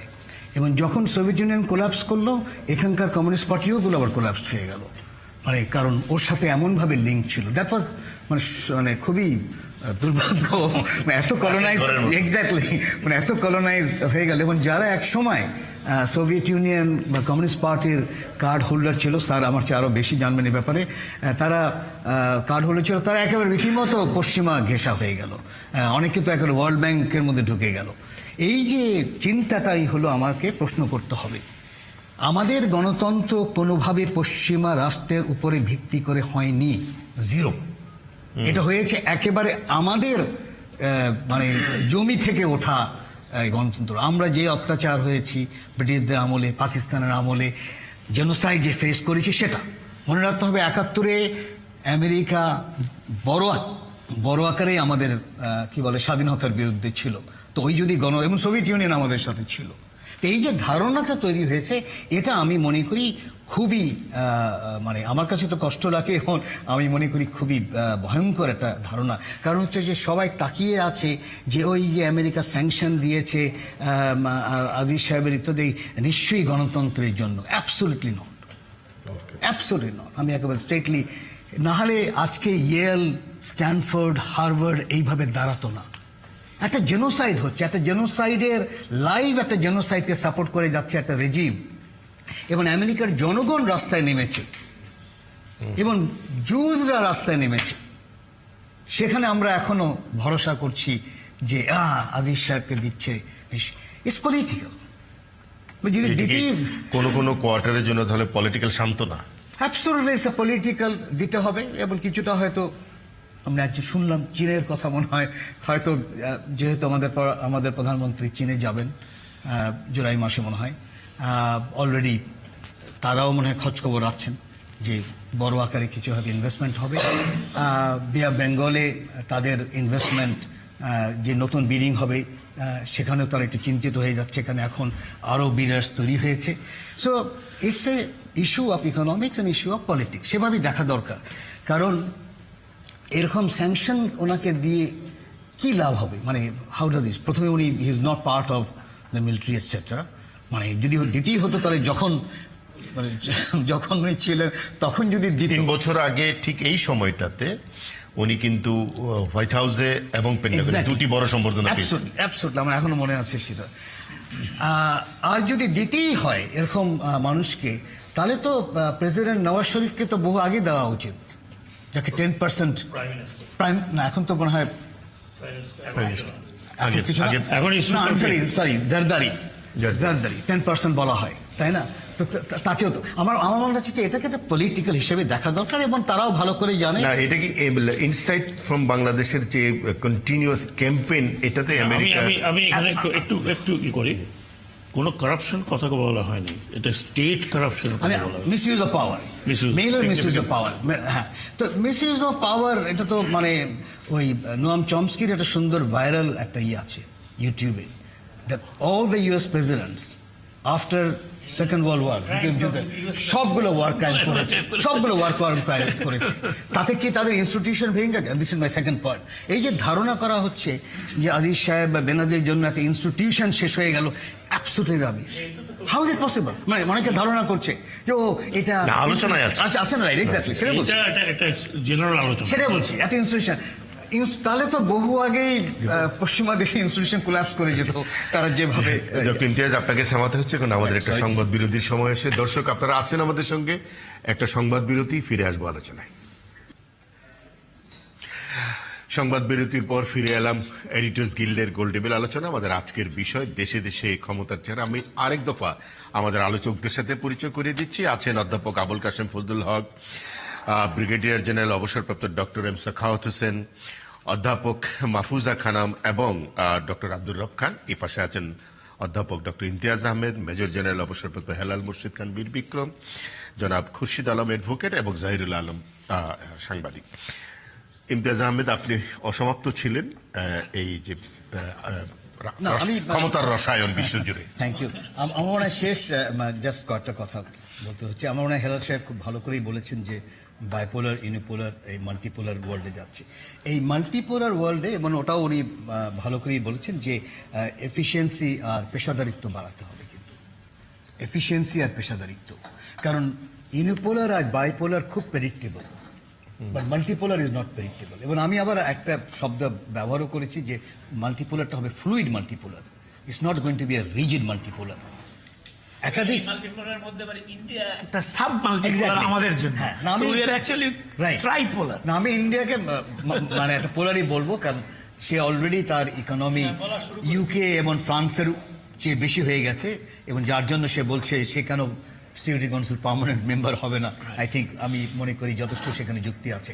তো আমার মনে হচ্ছে যে এই যে মাল্টিপোলার হচ্ছে, কিন্তু আমরা আমাদের মানসিকতা, আমাদের চিন্তা ভাবনা, আমাদের শিক্ষা সব কিন্তু হয় বাইপোলার বা ইউনিপোলারের মধ্যে কিন্তু সীমিত। এই দুটোর আমরা ধরে নিচ্ছি যে এটা ভবিষ্যতে চীন হয়ে যাচ্ছে নেক্সট সুপার পাওয়ার ইত্যাদি, এবং ইউএস। এটা আমার মনে হচ্ছে চীন ইজ নট ইন্টারেস্টেড সেরকম, এবং চীন তার সবচেয়ে সুবিধা হলো যখন মাল্টিপোলার ওয়ার্ল্ড হয়, তাতে তারও লাভ বড় আকারে। তো সেই জায়গায় যদি আমরা একটু দিই, আমার মনে হয় বড় যে কাজটা দরকার সেটা হলো এই পেশাদারিত্ব তো বাড়ানো সব ক্ষেত্রে। সব ক্ষেত্রে পেশাদার। স্যার, আপনার কাছে আসবো। আপনাকে আমি দুঃখিত, তখন থামিয়ে দিতে হয়েছিল একটা রাউন্ড পূর্ণ করার জন্য। ঠিক আছে, তো এখন কিনা অসম্ভব ছিল। কথা হলো যে যে বাস্তবতা এখন বিরাজ করছে তাতে ভারতের অবস্থান অনেকটা অস্পষ্ট। কাগজে কলমে কিন্তু ভারত আমেরিকার সঙ্গে আছে। যখন মনমোহন সিং প্রাইম মিনিস্টার ছিলেন, কংগ্রেস গভর্নমেন্ট, তখন আমেরিকার সঙ্গে সামরিক চুক্তি থেকে আরম্ভ করে আরও 2-3টা চুক্তি হয়েছে, এবং সেইগুলো মিন করে যে বাংলাদেশ আমেরিকান ব্লকে চলে গেছিল তখন আছে। আর না, ভারত তো খুব ভালো জায়গায়, স্যাংশনের মধ্যে রাশিয়া থেকে তেল কিনে সেই তেল আমেরিকাতে এক্সপোর্ট করে, আমেরিকার সাথে সম্পর্ক রাখে, বাংলাদেশকেও সাপোর্ট দেয়, রাশিয়ার সাথে সম্পর্ক বজায় রাখে, ইউরোপের সাথে, ইরানের সাথে খুব চমৎকার একটা কথা হলো সম্পর্ক। যে ইন্ডিয়া তো আমেরিকার সঙ্গে কাগজে কলমে থাকলেও বাস্তবে যে কোনো প্রোগ্রামে থাকে না, একটা স্বাধীনতা নিয়ে চলতে চায়। আর ইন্ডিয়ান লিডারশিপ, কংগ্রেসেই হোক অথবা অন্য কোনো দলই হোক, মার্কিন যুক্তরাষ্ট্র যে গোটা পৃথিবীর মানে মানবতার বিরুদ্ধে অনেক কথা বলেন, কাজ করেন, যুদ্ধ বিগ্রহ, এটার জন্য ইন্ডিয়ান যারা ইন্টেলেকচুয়ালস এবং পলিটিক্যাল লিডার্স, বামপন্থী, ডানপন্থী এবং যে হিন্দুত্ববাদী, সবাই এটার ব্যাপারে অ্যালার্ট আছে। কিন্তু পৃথিবীটা এমন একটা মানে শক্তি সমাবেশের দিকে আছে যে ইন্ডিয়া যা চায় সেটাই করতে পারে না। তো সেই দিক থেকে রাশিয়া, চীন, ইন্ডিয়া একত্র হলে তো অনেক বড় শক্তি হয়ে যায় পৃথিবীতে। আমেরিকা যতটা সম্ভব চীনকে বিরত রাখা, আর আমাদের যে জিও পলিটিক্যাল অবস্থান বাংলাদেশের, সেই সঙ্গে বঙ্গোপসাগর, এই ব্যাপারটাকে আমেরিকা খুব গুরুত্ব দিয়ে দেখে। আমেরিকা যে পলিসি নিয়ে চলতে চায় সেটা এক কথায় বলা যায় যে যুদ্ধবাদী একটা মানে স্টেট সরকার ইত্যাদি। তো সেদিক দিয়ে বাংলাদেশটাকে তারা মনে করে বাংলাদেশ যদি আমাদের সঙ্গে থাকে তাহলে ভারতকে আমরা রাখতে পারবো একটা কন্ট্রোলের মধ্যে, হয় আমাদের দিকে আসবে, না হয় চীন রাশিয়ার দিকে বেশি এগোবে না। তো এইরকম একটা বাস্তবতায় বাংলাদেশ চলছে, এবং বাংলাদেশের বিরুদ্ধে যে ছোট ছোট অ্যাকশন নিয়েছে আমেরিকা, এগুলোর রাজনৈতিক তাৎপর্য অনেক বড়। এবং এই ক্ষেত্রে বাংলাদেশের প্রধানমন্ত্রী শেখ হাসিনা যে স্ট্যান্ড নিয়ে চলেছে, এটাকে বহুলাংশে বলা যায় আমেরিকার বিরুদ্ধে, রাশিয়া চীনের পক্ষে। ঘোষণা দিয়ে বলছে না যাবে, কিন্তু সমস্ত কাজকর্মই প্রমাণ করে যে শেখ হাসিনার যে নেতৃত্ব, বাংলাদেশের প্রধানমন্ত্রী এবং আওয়ামী লীগের সভাপতি হিসেবে, এই ক্ষেত্রে তিনি আমেরিকান চাপের কাছে ইল্ট করছেন না, মাথা নত করছেন না, এটা সত্য। এবং এই প্রশ্নে অন্তত আমাদের সকলেরই শেখ হাসিনার নেতৃত্বকে সাপোর্ট দিতে হয়। কিন্তু অন্য অনেক দিক আছে যেগুলো সাপোর্ট দেওয়ার মতো না, যেমন নির্বাচন, এটা ওইটা নিয়ে যে কার্যক্রম করা হয় সেটা মারাত্মক রকমের ত্রুটিপূর্ণ এবং আমাদের গোটা রাজনীতির মানে একটা দুরবস্থার প্রকাশ। তো আমরা কি বলতে পারি, আমরা মার্কিন যুক্তরাষ্ট্র থেকে বাইডেন কখনো কখনো যেসব কথা বলছেন, এগুলো গোটা মানব জাতির জন্যই অত্যন্ত ক্ষতিকর। নানাভাবে উস্কানি দিয়েছেন ওই রাশিয়ার পুটিনকে যুদ্ধে যাওয়ার জন্য, এবং সেই উস্কানির মধ্যে বিভ্রান্ত হয়ে সৈন্য পাঠিয়ে রাশিয়া ওই যে ইউক্রেন, তাদের রুশ ভাষী যে অঞ্চল, এটা নিতে চাইছে। কিন্তু এখানে চায়নার মতো যদি একটু ধীর গতিতে এগোতো তাহলে হয়তো সেটা রাশিয়ার জন্য এবং গোটা মানব জাতির জন্যই কল্যাণকর হতো কম বেশি। কিন্তু যুদ্ধে গিয়ে তো পুটিন এখন বিপদে পড়েছেন, আমেরিকা অলরেডি অনেক কিছু চক্রান্ত করে রেখেছে এবং যখনই পুতিন আক্রমণ করলেন ইউক্রেনকে, সঙ্গে সঙ্গে তার পরের দিনই বাইডেন বিবৃতি দিয়েছেন মানব জাতির উদ্দেশ্যে যে এরা যুদ্ধবাজ, এদের বিরুদ্ধে ইউক্রেনকে সমর্থন দেওয়া দরকার। তো এইখানে যে একদিকে যুদ্ধ লাগানোর জন্য সুকৌশলে নানা কূটনীতি এবং প্রচার, আর অন্যদিকে যুদ্ধ লাগার পরে এই যুদ্ধ কিন্তু অল্প সময়ে থামবে না, অল্প সময় এই যুদ্ধকে থামানোর জন্য কোনো কিছু করতে হবে না, করা উচিত না, এই ধরনের কথা যেগুলো বলছে এটা গোটা মানব জাতির বিরুদ্ধে একটা যুদ্ধবাজ, একটা শক্তিশালী রাষ্ট্রের প্রেসিডেন্টের কথা। এটা যতটা নিন্দনীয় হওয়া উচিত ছিল মনে হয় সেরকম নিন্দা জ্ঞাপন করেনি। এর আগেও আমেরিকা যখন যুদ্ধ বিগ্রহ ইত্যাদির পক্ষে কথা বলছে, সবসময় ওই রাশিয়ার পক্ষে, অন্তত তৃতীয় বিশ্বের দুর্বল, তখনকার ধারণায় তৃতীয় দুর্বল রাষ্ট্রগুলো আমেরিকার বিরুদ্ধেই কথা বলছে। কিন্তু এখন সেই নৈতিক চেতনাটা গোটা মানব জাতি হারিয়ে ফেলেছে, গোটা মানব জাতি হারিয়ে ফেলেছে। তাহলে করণীয় কি? হ্যাঁ, আর করণীয় হলো এটা ইউরোপেও এবং আমাদের দেশেও, অন্যান্য দেশেও নৈতিক প্রশ্নে খুব বক্তৃতা বিবৃতি দেন বিভিন্ন দেশের পররাষ্ট্রমন্ত্রী, রাষ্ট্রপতি, প্রধানমন্ত্রী, তারা কিন্তু এইগুলো তো তারা ডিপ্লোম্যাটিক্যালি বলেন, কাজ করার জন্য বলেন না। তো বাংলাদেশ থেকেও আমাদের উচিত যুদ্ধের বিরুদ্ধে কথা বলা, এবং যুদ্ধের বিরুদ্ধে কথা বলতে গেলেই এই কি বলে আমেরিকা যে বর্তমান বাইডেন, তার বিরুদ্ধে চলে যায় এবং খুব সহজেই প্রচুর খবর বের হয় আমাদের দেশের পত্রিকায়। কিন্তু যুদ্ধের বিরুদ্ধে কথা বলে ইউক্রেনের উপরে রাশিয়ার আক্রমণের বিরুদ্ধে তো বলতে হবে। না, সেটা তো বলছে, শুধু বলছে না, অস্ত্র দিয়ে অনেক কিছু দিয়ে সহায়তা করছে। আজকে যে ন্যাটোর বিষয়টাকে দেখতে হবে, ইউক্রেন যুদ্ধটা শুরু হয়েছে কেন? তো ইউক্রেনের যুদ্ধটা শুরু হয়েছে বাংলাদেশের মতো অবস্থায়। বাংলাদেশের যখন বাংলা ভাষাভাষীরা আমরা স্বাধীন হতেছিলাম, তখন উর্দুভাষী পাকিস্তানের আমাদের আক্রমণ করলো, ভারত তখন আমাদেরকে সাপোর্ট দিল।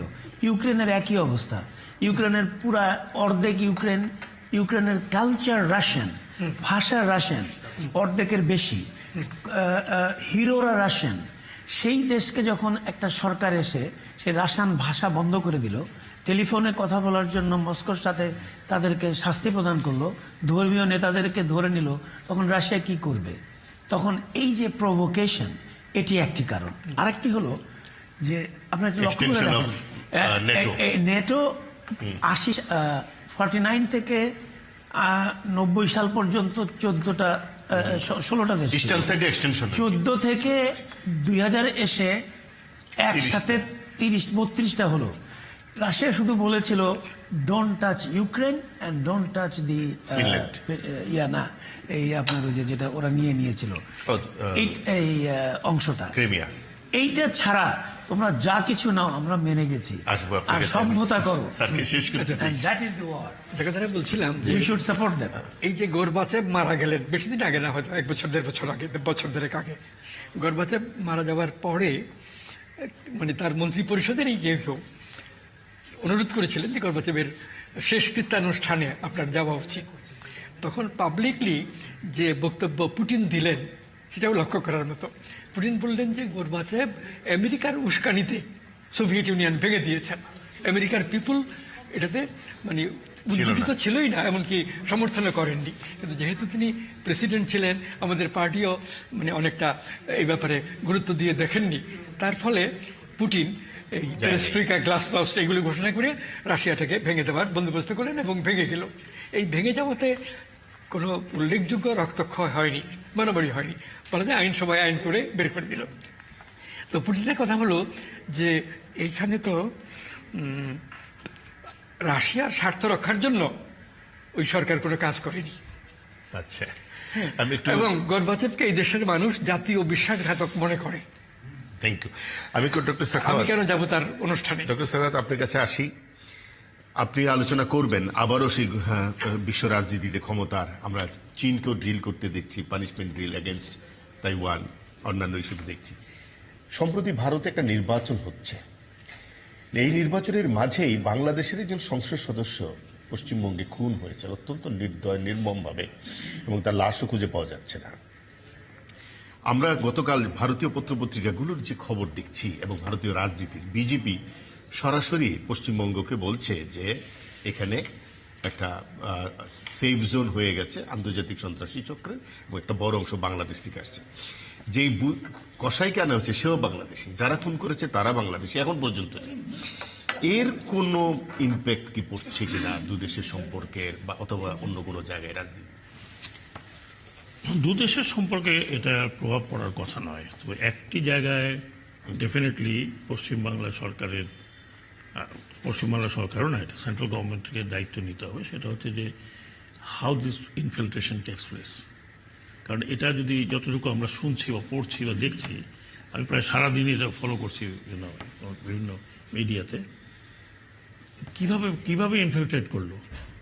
এ তো গেছে একটা কথা বলে যে আমি চিকিৎসা করতে যাচ্ছি, তার ভিসার চিকিৎসা আসছেন বলে লাগে না, যেহেতু তিনি সংসদ সদস্য, তিনি ওই স্টিকারে যাচ্ছেন, রেড পাসপোর্ট অ্যান্ড ওই স্টিকার কি বলে সার্ক স্টিকারে। প্রথম প্রশ্ন হচ্ছে যে একজন সংসদ সদস্য যখন যান, নর্মালি যেটা হয়, যেহেতু উনি রেড পাসপোর্ট হোল্ডার, স্টিকারে যাচ্ছেন, একটা ইন্টিমেশন দেওয়া হয় ওদের deputy high commission in Kolkata. কারণ আই ডিড ইট, আমি যে যতবারই গেছি জানিয়ে দিচ্ছি, ইভেন ছুটিতে গেলেও জানিয়ে দিচ্ছি। সেটা আমি জানি না, বাট দ্য পয়েন্ট ইজ বাকি যারা, তারা কিন্তু প্রপার ওয়েতে যায়নি। কসাই কিন্তু ফেরত আসার পথে তাকে ধরেছে, সে ইনফিলট্রেট করছিল ইনসাইড ইন্ডিয়া, তাকে একজনের টিপ দিয়েছে, তো ধরেছে। কাজে এই জায়গাটাতে আমার মনে হয় যে ডেফিনেটলি একটা প্রশ্ন হয়তো উঠতে পারে অন দি সেন্ট্রাল গভর্নমেন্ট, যে তুমি বিএসএফ তো under central government, BSF is not under provincial government. আর যেহেতু একটি নির্বাচন হচ্ছে, এবং আগের থেকেই বলা হয়েছে Mamata Banerjee is very weak towards Muslim সম্প্রদায়, এবং অনেকবার বলা হচ্ছে যাতে এরকম ইলেকশনের আগে ইনফিলট্রেট হয়, ভোটাররা আসে, ইত্যাদি ইত্যাদি। এগুলো আমার এক্স্যাক্টলি হোয়াট উই ডু, ওই একই কথা। তো সেই জায়গাতেই এটা আমি খুব আশ্চর্য হই না যে বিজেপি যে উঠে বলবে তোমার কারণে সবে এই সন্ত্রাসীরা আসছে। এই 14 বছর, উনি যে 14 বছর ছিলেন পলাতক অবস্থায়, তখন তো Mamata Banerjee was not in পাওয়ার, তখন তো কমিউনিস্ট পার্টি পাওয়ারে ছিল, সিপিএম। সো এটা একটা পলিটিক্যাল গিমিক। এখন যেহেতু পঞ্চম পর্ব শেষ হয়ে গেছে, ক্রিটিক্যাল দুটো পর্ব রয়ে গেছে ফর ওয়েস্ট বেঙ্গল, এইখানে এটা চলবেই। আপনি যেটা বলছেন বাকিটা, ইন্ডিয়ান ইলেকশন এবার এর চাইতে কাদা ছড়াছড়ি ইলেকশন এর আগে আমি অন্তত করি। আমি এইবার যেহেতু একটু ডিপলি দেখছি, যে I am also one of the panelist of the international observers গ্রুপের, এত কাদা ছড়াছড়ি হয়নি, এত মানে ইলেকশন কমিশন অফ ইন্ডিয়া এত অথর্ব ইন্ডিয়ান ইলেকশন কমিশন কিন্তু আগে দেখা যায়নি। ইন্ডিয়ান ইলেকশন কমিশন একসময় এশিয়ান কান্ট্রির মডেল ছিল, যেটা আমি আমার সব লেখাতে, আমার বইতে, আমার রিসার্চে I always said that Indian institutions are model. সেইখান থেকে নেমে এখানে আসছে। তার মানে হ্যাঁ, পার্থক্যটা হচ্ছে ECI is completely under government control, completely. কারণ যে দুজনকে পরবর্তীতে লাগিয়েছে, যদিও একটা আইনের মাধ্যমে লাগিয়েছে, কিন্তু সেই আইনটাও কিন্তু লপসাইডেড। একজন মাত্র অপোজিশন আর দুজন সরকারি। সো একজন ছিলেন প্রধানমন্ত্রী, একজন ছিলেন Amit Shah. They picked up their people. এবং আমি কলকাতা থেকে কয়েকদিন আগে গিয়েছেন, I was talking to people, তারা বলে যে chief election commissioner cannot function. যেমন একটা এক্সাম্পল আমি দিই। আচ্ছা, এই চিফ ইলেকশন কমিশনার ফাংশন না করার কারণে ওখানে কি ভোট ছিনতাই টিনতাই এগুলো হচ্ছে? অনেক কিছু হচ্ছে, ভোট ছিনতাই সেটা আমরা জানতে পারছি না। অনেক টেকনিক্যাল ব্যাপার হচ্ছে এখানে। যেমন ফর এক্সাম্পল যে প্রশ্নটা উঠেছে, জহির আপনি হাজির ছিলেন তখন ওই ডিব্রিফিংটা হয়। বড় প্রশ্ন হচ্ছে যে এত বছর ধরে পার্সেন্টেজের সাথে বলা হতো যে এই ফেজে এত ভোটাররা পার্টিসিপেট করেছে, so that you can tally the percentage. এবার মামলা হয়েছে, কিন্তু আমি জানি না মামলার, নাগাল্যান্ডে তো কিছু কেন্দ্রে ভোটই পড়েনি, ওটা তো জিরো। আমাকে সবচেয়ে আই সেড ওখানে এই ফার্স্ট টাইম অরুণাচলের 60টা সিট, সেখানে 10 জন বিনা প্রতিদ্বন্দ্বী নির্বাচিত হয়েছে, একটা লোককে দাঁড়াতে দেয়নি। আরও দুটা সিট মোস্ট ক্রিটিক্যাল, একটা সুরাতে, ওকে বলছে তোর ইডির কেস আছে, ও তাড়াতাড়ি বলছে আমি উইথড্র করে আমি বিজেপি জয়েন করলাম। বিজেপি জয়েন করার সাথে সাথে ওর কোনো ইডির কেস নাই। এরকম অনেক ঘটনা ঘটে অনেক জায়গায়, অনেক জায়গায় মাইনরিটি ভোটার্স হ্যাভ বিন বাদ দেওয়া হয়ে যাবে এই কারণে ওই কারণে যে কারণে। বেনারসে হিউজ মাইনরিটি ভোটার নেই। তো এই যে ইন্টিমিডেশনগুলো, এদের ইন্টিমিডেশন ডাইরেক্ট আপনাকে চুরি করতে হবে এমন তো নয়। কেজরিওয়াল বলেছেন বাংলাদেশ থেকে পাকিস্তান থেকে শিখতে পাকিস্তান থেকে পারো। শিখেছে। আমি আমি সেজন্য তার কাছে পুরো ক্লিপটা চাচ্ছি। I said the same thing. I said, why are you following us? We should follow you. তো আমি যেটা বলছি এবারে প্রচুর ছিল শওকত ভাই, Bengal things today rest. Exactly আপনি লেকচারগুলো শোনেন, এক্স্যাক্টলি ওই আমরা করি নেই, কংগ্রেসের সময় করছে। যেটা আমি কথা বলার চেষ্টা করছি যে হয়তো বিজেপি ইজ কামিং ব্যাক, কিন্তু বিজেপি চলে আসলে যেটা হবে আপনি দেখবেন যে হর্স ট্রেডিং যা হবে। I was told that every MP will get 20 crore who will cross the floor. Enmity within Indian society will be very severe. এটা একটা আমি রিপারকাশনটা বলি। এটা যদি যে এক্সট্রিমের কথা আমরা বলছি, 2025 সালে RSS will celebrate 100 years, এবং আপনাকে একটা বলে রাখি, আমি অ্যান্টি ইন্ডিয়ান কথা বলছি না, আমি অ্যান্টি সিস্টেমের কথা বলছি। নাথুরাম গডসের অ্যাশেস হ্যাভ নট বিন, এখনো কিন্তু বিসর্জন দেওয়া হয়নি। RSS এর কথা হচ্ছে অখণ্ড ভারত হওয়ার পরে নাথুরাম গডসের ashes will be thrown into Ganga. আমি বলছি না, এটা কিন্তু ইন্ডিয়ান লড়াই বলছে যে 2025 সালে বিজেপি যদি থাকে এবং কিছু স্ট্রেংথ বাড়ায়, তাহলে RSS তার চালিকা শক্তি কি করবে উই ডোন্ট নো। এই জায়গাটাতে যেটা আমি মনে করি, আমি ডক্টর ইমতিয়াজ এখানেও বলছি যে ইন্ডিয়া যদি এই অবস্থাতে যায়, তাহলে how would India lead Asia or South Asia or claim আপনার সিকিউরিটি কাউন্সিলে তার জায়গা? এটা কি তারা ক্লেম করতে পারবে ওই সময়? এটা এন্টি চায়না এবং উইদিন ভারতের ভিতরে যে পোলারাইজেশন হচ্ছে আপনার রিলিজিয়াস বেসড, এটা আমাদেরকে এফেক্ট করবেই ইন দ্য লং রান। এবং একই সাথে ভারতের যে ছবিটা, এই ছবিটা কিন্তু আমরা সেরকম দেখছি না। নেহরুবিয়ান ইন্ডিয়া কিন্তু এখন আর নাই। এখন একটা সংকীর্ণ ইন্ডিয়ার সামনে আমরা পড়েছি। এবং এই যে আপনি কথাটা বললেন, এটা একটা এক্সাম্পল বলতে পারি আমি, যে তুমি তুমি তুমি তুমি ছিলে এই জন্য আমরা আসলে ঠিকঠাক হয়ে যাবে। তারা আসলে যে ঠিক হবে, এটা পোরাস বর্ডারে আমি কিভাবে জানি it is not their game also. আমি যদি পারি আরেকবার আসবো জহিরুল আলম, এই মার্ডারটা নিয়ে আমরা আরেকটু শুনতে চাই যে এটার ইমপ্লিকেশনস কি দাঁড়াচ্ছে এখন। এটাই শুধু পুলিশি তদন্তে শেষ হবে, নাকি এর কোনো অন্য কোনো বড় রাজনীতিও দেখা যাবে? এটা বড় রাজনৈতিক ইমপ্লিকেশনস আমি দেখি আমাদের ইন্টারনালি ডোমেস্টিক ইমপ্লিকেশনসটা অনেক বেশি, যেটা ইতোমধ্যে কিন্তু এটার কিছুটা সিমটম পাওয়া যাচ্ছে। যেমন মিডিয়া রিপোর্টস বা যেই ওনার ব্যাকগ্রাউন্ড চেকের মাধ্যমে যা জানা যাচ্ছে, সেটা হচ্ছে যে ওনার যিনি অ্যালিজড মাস্টার মাইন্ড, তার সঙ্গে তার খুব ঘনিষ্ঠ সম্পর্ক, এবং ওনারা বিভিন্ন ধরনের ব্যবসা ইনক্লুডিং হুন্ডি, ইনক্লুডিং গোল্ড, ইনক্লুডিং ড্রাগস, এসব, এবং স্থানীয় ক্ষমতার প্রতিপত্তি বা আধিপত্যের ব্যাপার তো আছেই। একসময় আউটলট পার্টির মেম্বার ছিল। আউটলট পার্টির মেম্বার ছিল, ওনার বিরুদ্ধে ইন্টারপোলের রেড অ্যালার্ট ছিল। সো এগুলো সবকিছু যদি আপনি কম্বাইন করে দেখেন, তাহলে খুনের প্রকৃত রহস্যতা উদ্ঘাটনের পেছনে এগুলোই যথেষ্ট। এগুলো মানে কি বলছে, ক্লুজগুলো ধরে যদি কাজ করে। কিন্তু এটার সঙ্গে যুক্ত হয়ে গেছে যে ধরেন আমাদের পলিটিক্যাল মাস্টার্সরা, আমাদের পলিটিক্যাল লিডার্সরা অলরেডি যে কথাগুলো বলছেন, তাতে মনে হচ্ছে যেন একটা গ্রে এরিয়া তৈরি হচ্ছে। কেন? সংশয়টা ওই জায়গাতে যে উনি একজন ল মেকার, এবং উনি কনজিকিউটিভ 3টা টার্মে পার্লামেন্টে রিপ্রেজেন্ট করেছেন একটা রুলিং পার্টিকে। এখন আমাদের প্রশ্ন বা সংশয় কিন্তু জোরালোভাবে আছে যে একজন রুলিং পার্টির এমপি এত সব অপকর্মের সঙ্গে যুক্ত থাকতে পারেন, অথবা কোনাইভেন্স কি তার থাকতে পারে? অবশ্যই পারে না। আমাদের বর্তমান সিস্টেমে উনি তো অত্যন্ত ক্লিন, ভালো মানুষ, জনদরদি, নির্বাচিত, এবং ওনার যে কোনো ধরনের কনসিকুয়েন্সে জনগণ কাঁদছে, দুঃখ প্রকাশ করছে, হতেই পারে।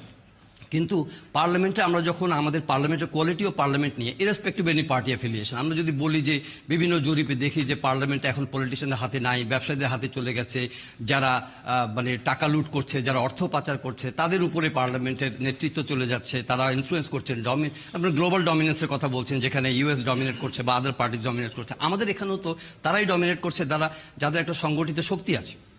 সংগঠিত একটা পেশি আছে, এবং সেটা ফাইন্যান্সিয়াল পেশি বলেন বা আদার পেশি, সবকিছু মিলিয়ে তারা করছে। সুতরাং এসব ক্ষেত্রে আমি মনে করি যে এখানে একটা কি বলে যে এক ধরনের ফেস সেভিং এর ব্যাপার, এগুলো আলোচনার ক্ষেত্রে আসছে। কিন্তু আমরা আশা করব এবং এটা আমরা বিশ্বাস করতে চাই, আমাদের যারা ইনভেস্টিগেটিং এজেন্সি আছে দে আর ভেরি এফিশিয়েন্ট, এবং তারা কিন্তু সেদের ডেক্সটারিটিটা কিন্তু আমরা সবসময় দেখি যখন তারা সিনসিয়ারলি কাজ করে, এবং সেখানে যদি কোনো পলিটিক্যাল ইনফ্লুয়েন্স না থাকে, সেখানে যদি কোনো কি বলবো যে ইন্টেনশন যদি না থাকে, তাহলে কিন্তু তারা প্রকৃত সত্যটা বের করে আনতে পারে। এবং এই ক্ষেত্রে আমারও প্রত্যাশা যে এই খুনের রহস্য যাই থাকুক না কেন, উনি তো মার্ডার হয়ে গেছেন এবং নির্দয়ভাবে মার্ডার হয়েছেন, এই খুনের বিচার হতে হবে, এবং যারা খুনি আছেন তাদেরকে অবশ্যই আইনের কাঠগড়ায় দাঁড় করাতে হবে, including the motive of death. এই যে শিমুল বিশ্বাস, যাকে বলা হচ্ছে শামসুর রহমান কেবল হত্যার প্রধান আসামি, জি, অথচ তিনি দেশে বিচরণ করছিলেন এবং বর্ডার ক্রস করে গিয়ে আরেকটা মার্ডার করলো, আবার এখন এসে মানে এতদিন পরে এটা নিয়ে আবার আলোচনা। আপনার ক্ষমতার রাজনীতির প্রসঙ্গে আত্মসুযোগ হবে না, আমি জাস্ট দুইটা কমেন্ট করে আমি শেষ করে দিব। আপনি বলছেন যে যুক্তরাষ্ট্রের যে কথাটা আমাদের বারবার আমাদের আলোচনায় আসছে, আমি মনে করি যে আমরা এখানে 7টা ফ্ল্যাশ পয়েন্টের কথা বলেছেন, এগুলো হচ্ছে কি ডেভেলপিং কি বল realities of the global geopolitical landscape, এগুলো আমাদের মাথায় রাখতে হবে। একই সঙ্গে আপনি সবই আমাদের এলাকায়, আপনি আমেরিকান অ্যালাই হন, অথবা আমেরিকান কম্পিটিটর হন, অথবা আপনি একটা নিউট্রাল পার্টি হন, অথবা আপনি আনডিসাইডেড হন, যদি উনি গ্রে এরিয়ার কথা বলছেন, আনডিসাইডেড আমি কোন পক্ষে যাব, অথবা নিউট্রাল থাকবো, হোয়াট এভার আপনার স্ট্যাটাস যাই হোক না কেন, আপনাকে কারেন্ট অ্যান্ড ফিউচার জিওপলিটিক্যাল ল্যান্ডস্কেপে আমেরিকান মানে ইনফ্লুয়েন্সের ব্যাপারে ইনডিফারেন্ট উদাসীন থাকার কোনো সুযোগ নাই। আমেরিকার ব্যাপারে আপনাকে চিন্তা করতে হবে ওয়্যার ইউ আর এবং how you will cater and define your own internal বা ফরেন পলিটিক্যাল ডাইনামিক্স এবং রাখতে হবে অবশ্যই। জি জি, যেহেতু ইলেকশন আর অন্যান্য কথা আসছে, পলিটিক্যাল পার্টিগুলোকে এই একটা এক্সাম্পলে চিন্তা করতে হবে যে হোয়াট টাইপ অফ পিপুল তারা নমিনেশন দিচ্ছে। এখন আমাদের জেনারেল সেক্রেটারি সাহেব বললেন আমরা কে কি ওটা তো দেখি না, এই কথা আমরা বারবার বলে আসছি, ইলেকশন কমিশনে থাকার সময় বলে আসছি যে আপনারা ফ্যাক্ট চেক করেন, পিছনে চেক করেন। অনেকগুলো আইন করা হচ্ছে, সেই আইনগুলো কেউ মানে না। প্রশ্ন হচ্ছে যে আপনি এই ধরনের লোক যখন দেবেন, কালকে আপনার একজন না এনার ট্র্যাক রেকর্ডটা তো জানাই, 21টি মামলা, আমি তো সেটাই বললাম। এখন কথা হচ্ছে যেহেতু আমার বিরোধী পার্টি ছিল, তারা মামলা দিয়েছে, সবকিছু যে ভুল তা তো না, 2009 থেকে উদ্র হয়ে গেল। এবং আমাকে বলি, আমি যে দিলীপ বড়ুয়া সাহেবের কমেন্ট করি, দিলীপ বড়ুয়া সাহেব বলছেন 80% লোকই এরকম অ্যাসেম্বলিতে, ধরেন না মোটামোটা ব্যক্তিগত ব্যাপার। বাট পলিটিক্যাল পার্টিগুলো যদি অল ইনক্লুসিভ নমিনেশনে না যায়, তাহলে এই অবস্থা হবে। আমি আই এম ওয়েটিং যে এখানে যখন বাই ইলেকশনটা হবে পার ল, পার্টি কাকে দেয়, এটাই আমার দেখার বিষয়। সেটা হচ্ছে আমাদের রুলিং পার্টি জেনারেল সেক্রেটারি বলছেন যে ওনার জনপ্রিয়তা দেখে ওনাকে এটাই বললাম যে এটা তো this is not the standard, এটা তো ক্রাইটেরিয়া হতে পারে না। আপনি সংসদে কাদেরকে পাঠাচ্ছেন, হু আর রিপ্রেজেন্টিং দিস নেশন? আমরা কি ওই ধরনের লোক? আপা আপনার কাছে আসছি, মাহফুজা খানম। আবুল কাসেম ফজল বলছিলেন সারা পৃথিবীতে নৈতিকতা জায়গাটা ক্রমেই সংকীর্ণ হয়ে আসছে এবং রাজনীতির লড়াইটা হওয়া উচিত সেই জায়গা থেকেই, সব দেশে দেশে, এমনকি ইন্টারন্যাশনাল পলিটিক্সেরও সেই জায়গায় রেস্টোর করার একটা, আপনি কি বলবেন? আমি মনে করি ফজলুল সাহেব যেটা বলেছেন তা মানব সভ্যতার জন্য, আমরা যে মানুষ হচ্ছে বলে আশরাফুল মখলুকাত বলা হয়, শ্রেষ্ঠ জীব আমাদেরকে বলা হয়, তো আমাদের মানুষ হিসাবে আমাদের মানবিকতা, বিবেক, এই বোধগুলো তো থাকতে হবে, ন্যায় বিচার থাকতে হবে, ন্যায়ের পক্ষে থাকতে হবে। সেটা নিয়েই আমরা পৃথিবীতে আগাবো, আমরা বসবাস করব এবং একটা জায়গায় পৌঁছবো। অবশ্যই আজকে বিজ্ঞানের যে যাত্রা যেখানে গেছে সেগুলো মিললে আবার আরেক পৃথিবীর কথা চিন্তা করতে হয়। তারপর আমি বলবো যে দেশে দেশে এই যে ক্ষমতার রাজনীতির ফলে অনেক আলোচনা হয়েছে, আলোচনার ভেতর দিয়ে যে কথাটা এসছে, এই যে এককভাবে সাম্রাজ্যবাদী গোষ্ঠী, তাদের যে পলিটিক্যাল ফিলসফি, সেই পলিটিক্যাল ফিলসফি তো সেখানে মানবতা নেই, বিবেক নাই, বা আমি বলবো শুভবুদ্ধি নাই, তাদের সব কিছুর পেছনে হচ্ছে অর্থ, যার প্রভাব আমরা এই যে ছোট্ট একটা বাংলাদেশ, আমাদের এই মহান মুক্তিযুদ্ধের ভেতর দিয়ে যে বাংলাদেশ পেয়েছিলাম, আমাদের এই সত্যিকার এই লড়াইয়েরও বিপক্ষে ছিল সেই আমেরিকা, তারপরও আমরা একটা স্বাধীন সার্বভৌম দেশ পেয়েছি। তো আজকে আমি বলবো যে বিশ্ব মানবতার কথা মানুষের দেশে দেশে তো বটেই, মানুষকে যেন স্পর্শ করে সেই জায়গাটাকে আমরা তৈরি করতে পারবো কিনা ভবিষ্যতের জন্য, এটা একটা বিরাট প্রশ্ন। কারণ একটা সাম্রাজ্যবাদী মানসিকতা সমস্ত পৃথিবীতে ব্যপ্ত। ইভেন কি আমি যদি আজকে বাংলাদেশের দিকে তাকাই, আমাদের তরুণ প্রজন্মরা যারা একসময় 60-এর দশক কথা বলেন বা তার পরবর্তীতে যে বাংলাদেশের জন্য যেভাবে তার দেশপ্রেমের ভেতর থেকে যুদ্ধ করে একটা বাংলাদেশ আমরা অর্জন করেছিলাম, আজকের আমার যুব সমাজ কি সেখানে দাঁড়িয়ে আছে? যুব সমাজ নেই। তার একটা বড় কারণ আমার শিক্ষাক্রমই আমরা পাল্টে ফেলেছি। আমাদের যে সরকার তিনি কি এইগুলো চিন্তা করেছেন কিনা? আরেকটা কথা একটু আগে উনি বলেছেন লিডারশিপের ব্যর্থতা, জি রাজনৈতিক নেতৃত্বের রাজনৈতিক ব্যর্থতা তো প্রবল ভাবে আমি বলবো, যদি এটা খুব সত্যি কথা বলা হয় যে লাস্ট যে কটা ইলেকশন হয়েছে এটা কি আমি ইলেকশন বলবো কিনা, এখন বললে পরে আমি জানি না আমার পক্ষে কি কথা হবে আমি জানি না, কিন্তু এটা কি আমি হ্যাঁ তো কি হলেই হতে পারে এখন। হ্যাঁ তো আমি কি এটাই আমি বলবো এটা গণতন্ত্র? আমি বলবো যে হ্যাঁ এটা বাংলাদেশ খুবই একটা ছোট্ট দেশ, একে আমাকে নানা ইকুয়েশন মেনে আমাকে চলতে হচ্ছে, এবং এই ইকুয়েশনের ভেতর দিয়ে অবশ্যই আজকে আমার খুব স্নেহভাজন আমাদের প্রধানমন্ত্রী শেখ হাসিনা, তিনি আমি মনে করি যে নানা ইকুয়েশনের ভেতর দিয়ে বাংলাদেশ একটা জায়গায় যাচ্ছে। তবে আমি নিজের অনুভূতির কথা বলবো যে রাজনীতি যারা করবেন রাজনীতিবিদরা করবেন। এখানে আমি যেটা লক্ষ্য করি বা আমরা সবাই লক্ষ্য করি, এই রাজনীতিটা করছেন কারা বা কারা করছেন, যাদের অবৈধ অর্থ অর্জন করেছেন অবৈধভাবে, সবাই জানি আমরা, সে অবৈধ অর্জনের টাকা দিয়ে তারা ইলেকশন করছে, এবং সেখানে কিভাবে ইলেকশন হচ্ছে সেটা আমরা সবাই জানি। আজকে সংসদের দিকে তাকান, কটা লোক রাজনীতিবিদ ওখানে আছে।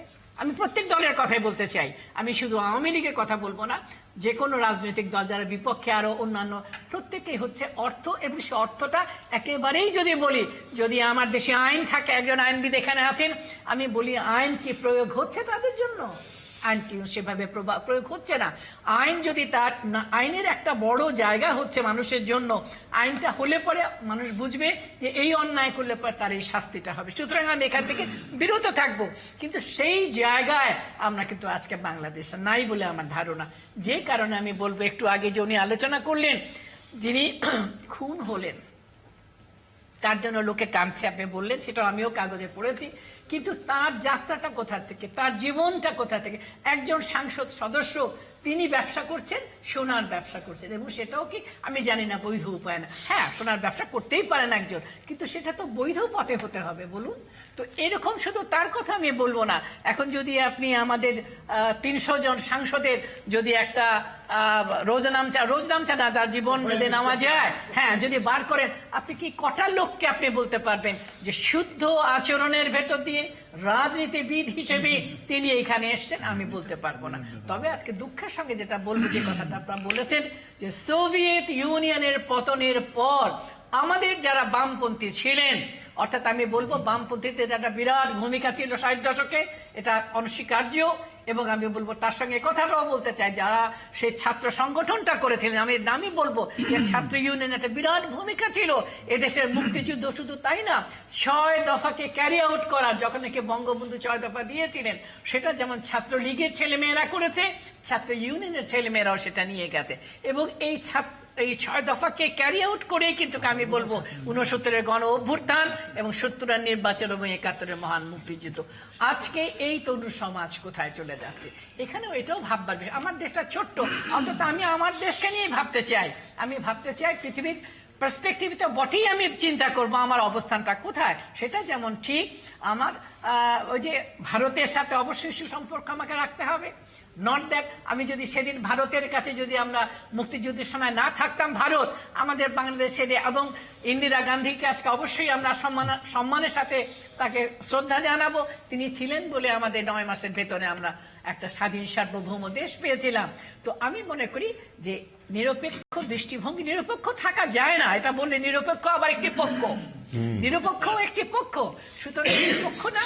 আমি মনে করি ওই লেনদেনের ভেতরে যে ন্যায্যতায় থাকবেন, সেটাই হলো বড়। এবং এটা আবার একটুখানি বলা দরকার, আজকে এই যে রোহিঙ্গাদের যে ঘটনা, আমি গতকালই মাত্র পড়লাম আরো 10,000 নাকি এসে দাঁড়িয়ে আছে আসার জন্য, ঢোকার জন্য।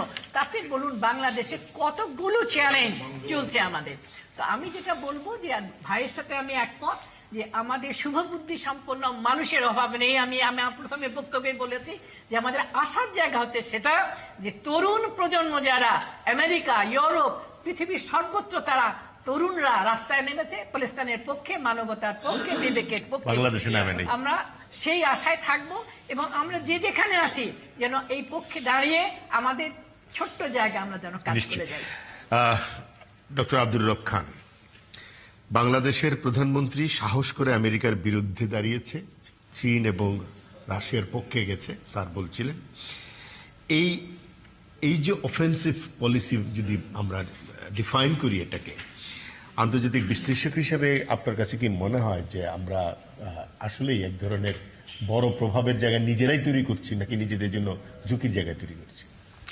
ধন্যবাদ আপনাকে। আমার মনে হয় যে আমাদের প্রধানমন্ত্রী একটা স্ট্যান্ড নিয়েছেন, কিন্তু এটা কতখানি জেনুইন এবং কতখানি স্ট্রং স্ট্যান্ড, মানে in terms of their actual relation to USA, আমেরিকার সঙ্গে সম্পর্কের দিক দিয়ে কতখানি চ্যালেঞ্জ করে করেছেন, আমার মনে হয় এটা অনেকটা নমিনাল এবং ফেস সেভিং ভাবে এটাকে করেছেন। এটা অ্যাকচুয়ালি আমেরিকার সঙ্গে আমরা তো ওনাদের বিরুদ্ধে কিছু করতেও পারবো না, এটা জানা কথা। কাজেই সেদিক দিয়ে আমি বলবো যে এটা উনি চেষ্টা করেছেন, একটা কিছুটা নাম হলো, বাহবা আসলো, কিন্তু actually in terms of real politics, real relations, আমরা ওখান থেকে আমেরিকার সঙ্গে সম্পর্ক থেকে খুব বেশি সরি নেই। কিন্তু নানা সময় আমেরিকান হিপোক্রেসিটা কিন্তু উচ্চারিত হয় যে আমাকে তুমি এইটা করতে বলছো, কিন্তু তুমি তোমার জায়গায় এই ন্যায্য আচরণ করছো না। আমি যেটা বলছি ওই কথাই বলছি। দেশের সরকার প্রধান বলতে পারে না, কেন পারবেন?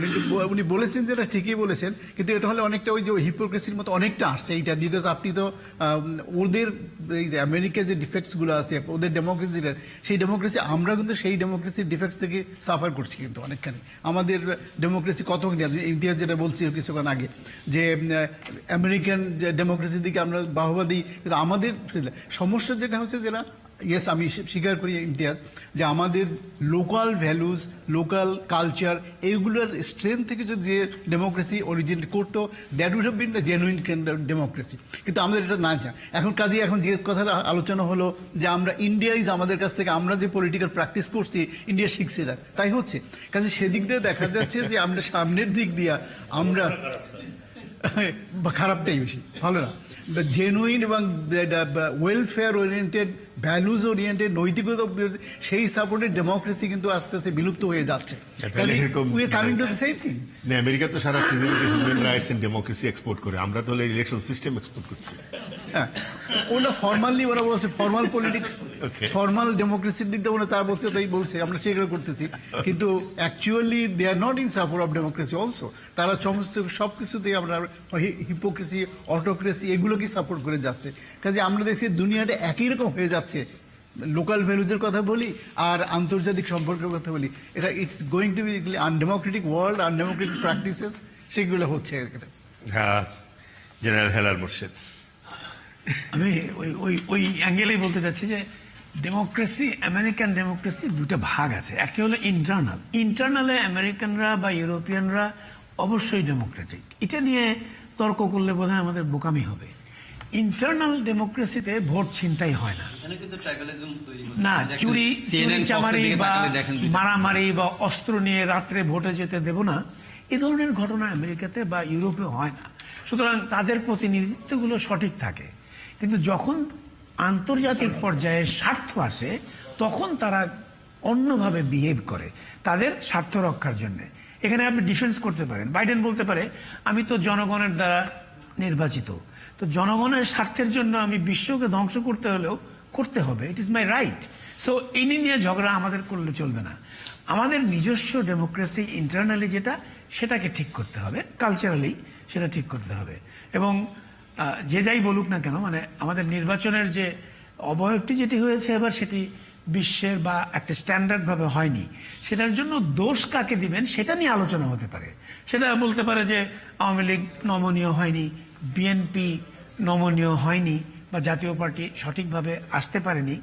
এটি নিয়ে আমরা আজকেও আলোচনা করতে পারি এবং আমরা আশা করতে পারি যে ভবিষ্যতে যারা অপোজিশনে বড় যারা আছেন, আওয়ামী লীগ, বিএনপি এবং ইসলামিক পার্টি এবং জাতীয় পার্টি, তারা যেন আসে। এটার জন্য আমরা সুশীল সমাজ বলতে পারি আসুক, এটি আমরা চাই, তাহলে আমাদের ডেমোক্রেসি, আমাদের ইন্টারনাল, আমাদের তো আর বিশ্বে সেরকম ভাবে ইনফ্লুয়েন্স করার কিছু নেই, তবে আমরা বিশ্বের সাথে তাল মিলিয়ে যেন আমাদের যে প্রতিনিধি যারা আছেন, আমাদের প্রধানমন্ত্রী আছেন, তিনি যেন আমাদের বেনিফিটটা এনে দিতে পারেন, এটি আমাদের চাওয়া হওয়া উচিত এবং তাই হচ্ছে।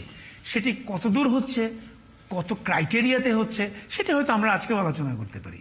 কেউ বলতে পারে যে প্রধানমন্ত্রীর চীন সফর এবং আমাদের যে ডিপ সি পোর্টটি যেটি দেওয়া হয়েছে অত্যন্ত বুদ্ধিমানতার সঙ্গে কাজটি হয়েছে, আমিও তাই মনে করি।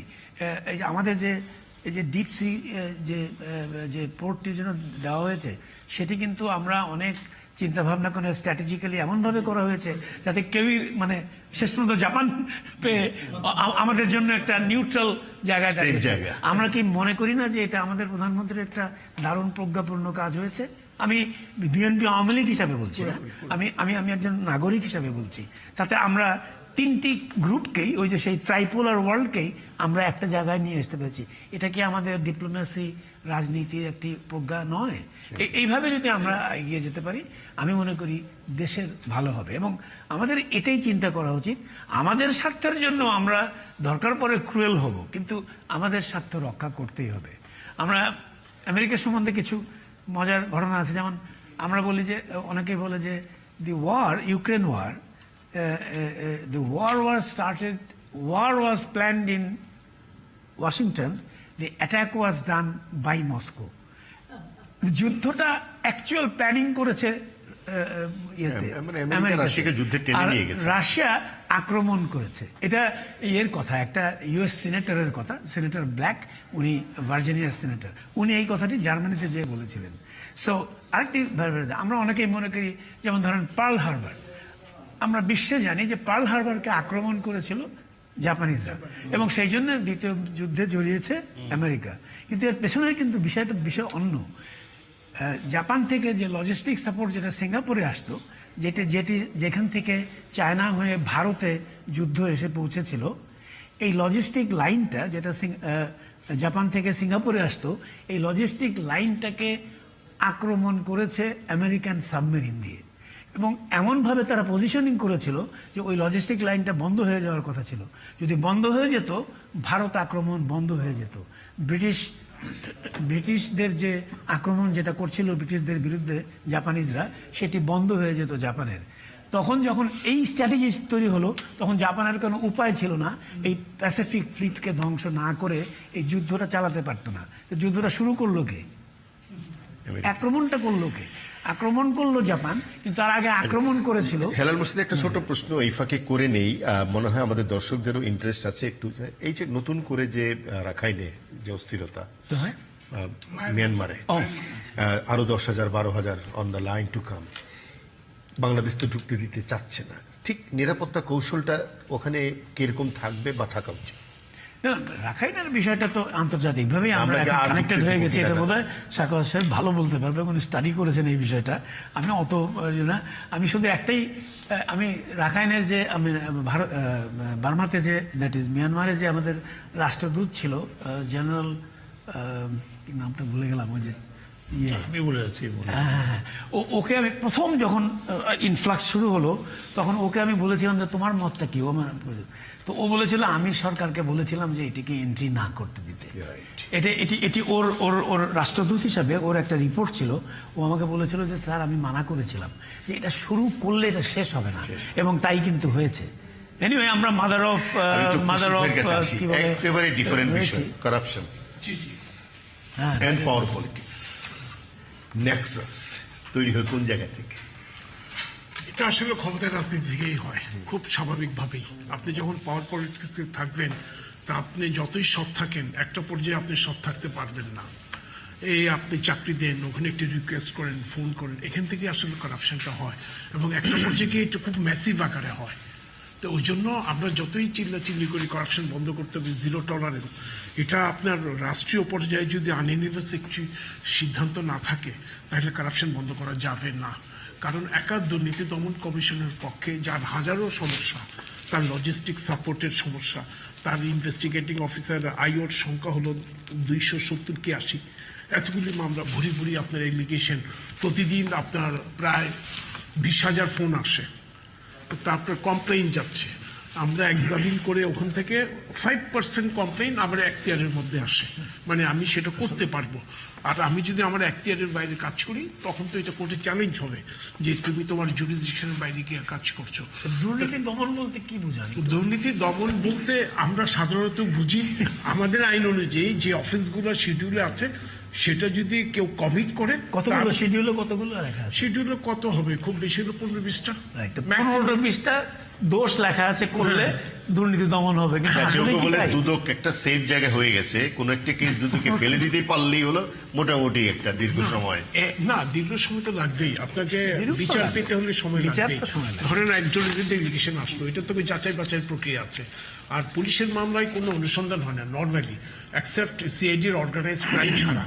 অন্য মামলায় একটা 302 এটা অনুসন্ধানের প্রয়োজন পড়ে না, কগনিজেবল অফেন্স, সঙ্গে সঙ্গে আপনি মামলা করতে পারেন। আমাকে মামলা করতে হলে অনুসন্ধান করতে হবে, অনুসন্ধানের একটা দীর্ঘ একটা প্রক্রিয়া, 1 বছর 1.5 বছর লাগতে পারে।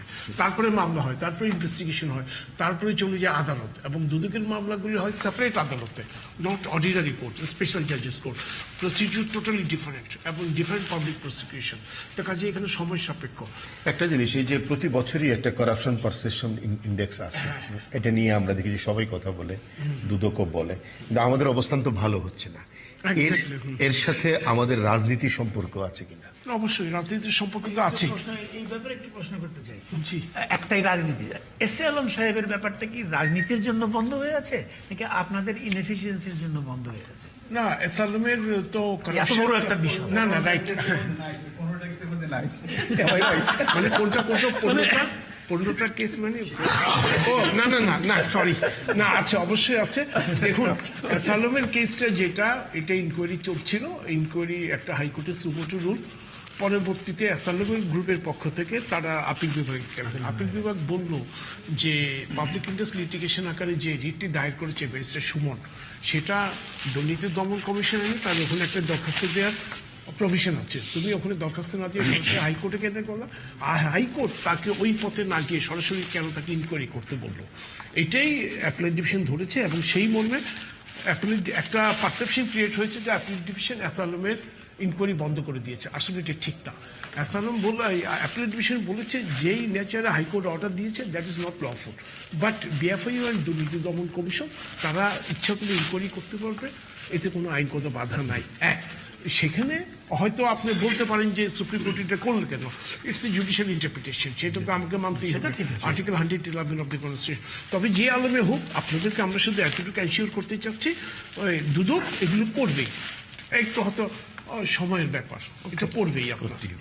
আপনি ইমতিয়াজ শুনছিলেন সব আলোচনা, এখন সেই আলোচনা আবারও আমেরিকার কথা আসছে, যে আমেরিকার প্রভাব সম্পর্কে অবগত থেকেই আমার মনোজগতে এমন কোনো ভাবনা রাখা যাবে না যে আমি আমেরিকা সম্পর্কে উদাসীন, ইন্টারন্যাশনাল পাওয়ার পলিটিক্স চিন্তা করলে।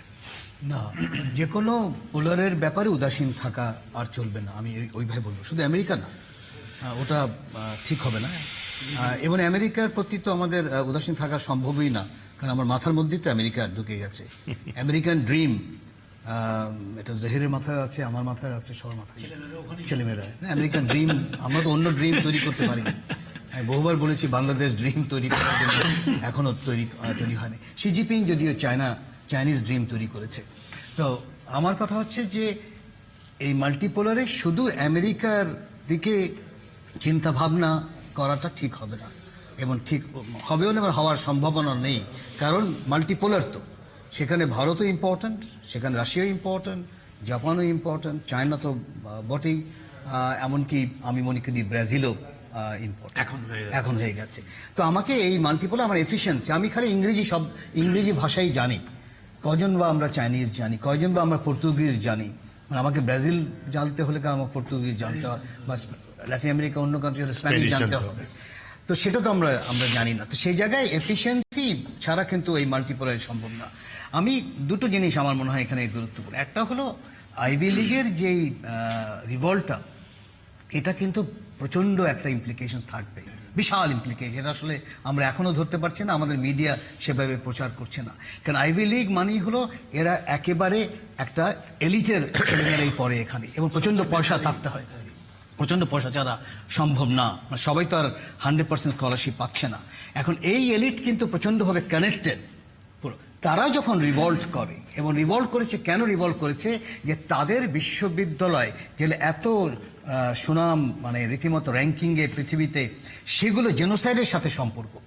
মানে লুক অ্যাট দ্য পজিশন, মানে পুরো ইউনিভার্সিটির যেই ধারণা তৈরি হয়েছে বছরের পর বছর, সেটাকে ভেঙে ফেলা হচ্ছে। কেন, মানে Dhaka university was never involved in a genocide, বরং ঢাকা ইউনিভার্সিটির ছাত্ররা জেনোসাইডের শিকার হয়ে মারা গেছে এবং আন্দোলন করেছে এর বিরুদ্ধে। সেই ঢাকা ইউনিভার্সিটি 100 কেন 1000-এর মধ্যে নেই, অথচ যেই 10টা বিশ্ববিদ্যালয় পৃথিবীতে যারা একেবারে র্যাঙ্কিংয়ের টপ, তারা জেনোসাইডের সাথে জড়িত। তাহলে which university, which is education? এই জিনিসটা, হোয়াট ইজ এডুকেশন, এটাই ছাত্ররা মানে রীতিমতো, এটা বিশাল বিপ্লব আমি মনে করি। এটা ভিয়েতনামে যেভাবে মানে যুদ্ধের সময় যেভাবে আমেরিকার বিশ্ববিদ্যালয় দাঁড়িয়ে, তার চেয়ে বড় এটা ইম্প্যাক্ট ফেলবে।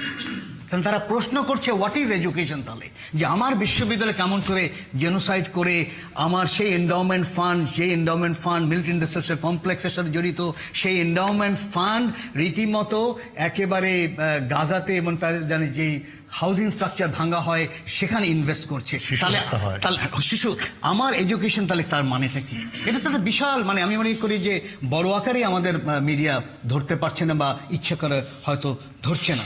সেই জায়গায় যদি আমরা একটু দৃষ্টি রাখি, আমি মনে করি যে গণতন্ত্রের যে শব্দটা আমেরিকার সরকার বা আমেরিকার রেজিমটা হাইজ্যাক করে ফেলেছে।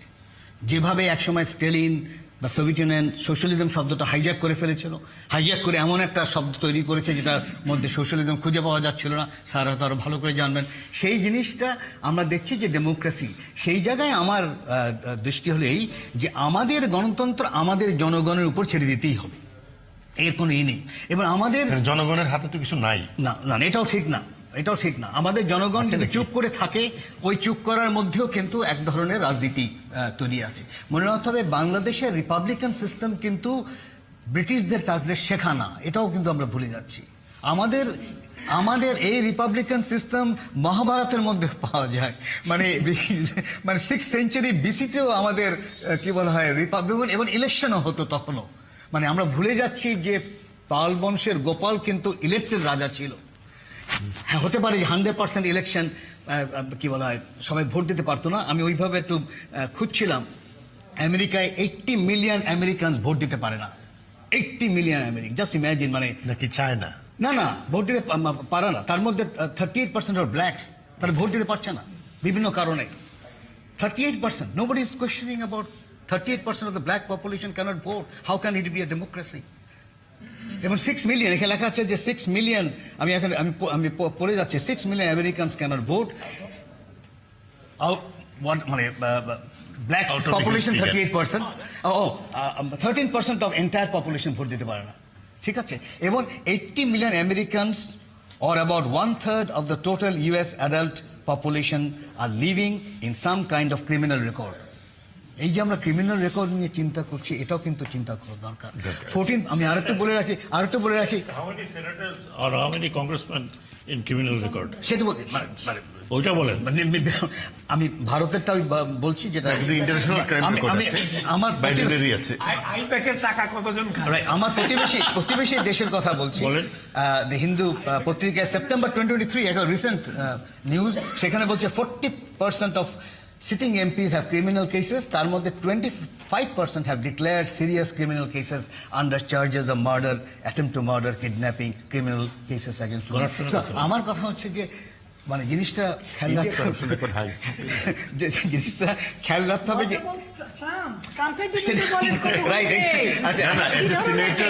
যে সিনেটর বাইডেন নিজে involve with international all the atrocities. Absolutely. আমার কথা হচ্ছে যে আমি ওদিকে না তাকিয়ে, আমি আন্ডারস্ট্যান্ড, আমি জাহিরের কন্টেনশন যে গুরুত্ব দিতে হবে, আমার মনে হচ্ছে আমার দৃষ্টি রাখতে পারছে আমার জনগণকে, জনগণ ছাড়া শেষ করতে চাই। 2 মিনিট কিন্তু স্যার, রাশিয়াকে গুরুত্ব দেবে, ইন্ডিয়াকে গুরুত্ব দিতে হবে, চায়নাকে গুরুত্ব দিতে হবে। একটা সেকেন্ড, আমাদের দেশের মেম্বার পার্লামেন্ট যতখানি ক্ষমতাবান, দ্যাট লিডস টু কারাপশন। এটা দুনিয়ার আমি যতটুকু স্টাডি কোথাও নাই, নট ইভেন ইন ইন্ডিয়া। একদম আমরা তো সমস্যা আলোচনা করছি এবং এর কেন্দ্রবিন্দুতে বাংলাদেশ এসে গেছে। তো সেই দিক থেকে আমাদের দেশে যারা দরকার রাজনীতিতে এবং পলিটিক্যালি অ্যাক্টিভ ইন্টেলেকচুয়াল, যে রাজনীতি কি এবং কি নয়, গণতন্ত্র কি নয়, এই বেসিক বিষয়গুলো সম্পর্কে লেখালেখি করা দরকার, রাজনীতিবিদদের মতামত প্রকাশ করা দরকার। কারণ গণতন্ত্র এখন গোটা পৃথিবী জুড়েই নেই। ব্রিটেনে ইলেকশন হবে, দেখা যাবে এই যে গত ইলেকশন হওয়ার পরে প্রধানমন্ত্রী কয়জন বদল হয়েছেন, 3 জন বদল হয়েছেন। এটা তো কোনো স্বাভাবিকতার প্রকাশ রাখ। আমেরিকাতেও যে গণতন্ত্র দেখা যাচ্ছে, এইটা কোনো স্বাভাবিক অবস্থা না, বিকৃত হয়ে নষ্ট হয়ে গেছে। বাংলাদেশকে এই অবস্থায় বাংলাদেশের জন্য গণতন্ত্র, বাংলাদেশের জন্য রাজনীতি, এই বিষয়গুলোতে গুরুত্ব দিয়ে একটা নতুনভাবে আরম্ভ করা রাজনীতি আমাদের দরকার। এবং সেইটা যদি আরম্ভ করা যায় তাতে ইন্টেলেকচুয়ালদের একটা গুরুত্বপূর্ণ ভূমিকা থাকা দরকার, যারা স্বাধীনভাবে চিন্তা করবেন, মতামত প্রকাশ করলে জনসাধারণ শ্রদ্ধার সঙ্গে নেবেন এরকম। কিন্তু সেরকম বুদ্ধিজীবী তো বাংলাদেশে অনেক খোঁজাখুঁজি করেও এখন পাওয়া যায় না। আইয়ুব খানের তো এইগুলো করতে যদি আমরা যাই এবং গোটা পৃথিবীতে বাংলাদেশ পথ প্রদর্শকের ভূমিকা নিতে পারবে। অনেক ধন্যবাদ স্যার। আপনি শেষের কনক্লুশনটা যেভাবে দিলেন সেটাই হলো যে নাগরিক সমাজের যে একটা প্রভাব থাকতে হয় সমাজে, রাজনীতি, অর্থনীতি সবকিছুর উপরে, সেইটা আমরা দেখতে পাচ্ছি না। প্রিয় দর্শক, আপনারা এতক্ষণ আলোচনা শুনছিলেন। আমরা দেশে দেশে ক্ষমতার চেহারা, দেশের কথা অনেক বেশি আলোচনা হয়েছে, এটাই স্বাভাবিক। বাংলাদেশ আজকে বিশ্ব ব্রহ্মাণ্ডে একটা গুরুত্বপূর্ণ জায়গায় অবস্থান করছে, অর্থনৈতিকভাবে এবং ভৌগোলিকভাবেও। সেই আলোচনায় সারা পৃথিবীর নানা বিষয় আমাদের আলোচনায় এসছে। কিন্তু দিন শেষে বড় কথাটা হলো বাংলাদেশ তার মতন করে একটি শুদ্ধ গণতন্ত্রের চেষ্টা করে যাবে। সেখানে বুদ্ধিজীবীদের একটা ভূমিকা থাকবে, গণমাধ্যমের ভূমিকা থাকবে, এবং নিশ্চয়ই যারা আমাদের রাজনীতি, অর্থনীতি নিয়ন্ত্রকের ভূমিকা আছেন তারাও নতুন করে ভাবনার জায়গা তৈরি করবেন। এই প্রত্যাশা রেখে আজকের আলোচনা শেষ করছি। সবাই ভালো থাকবেন।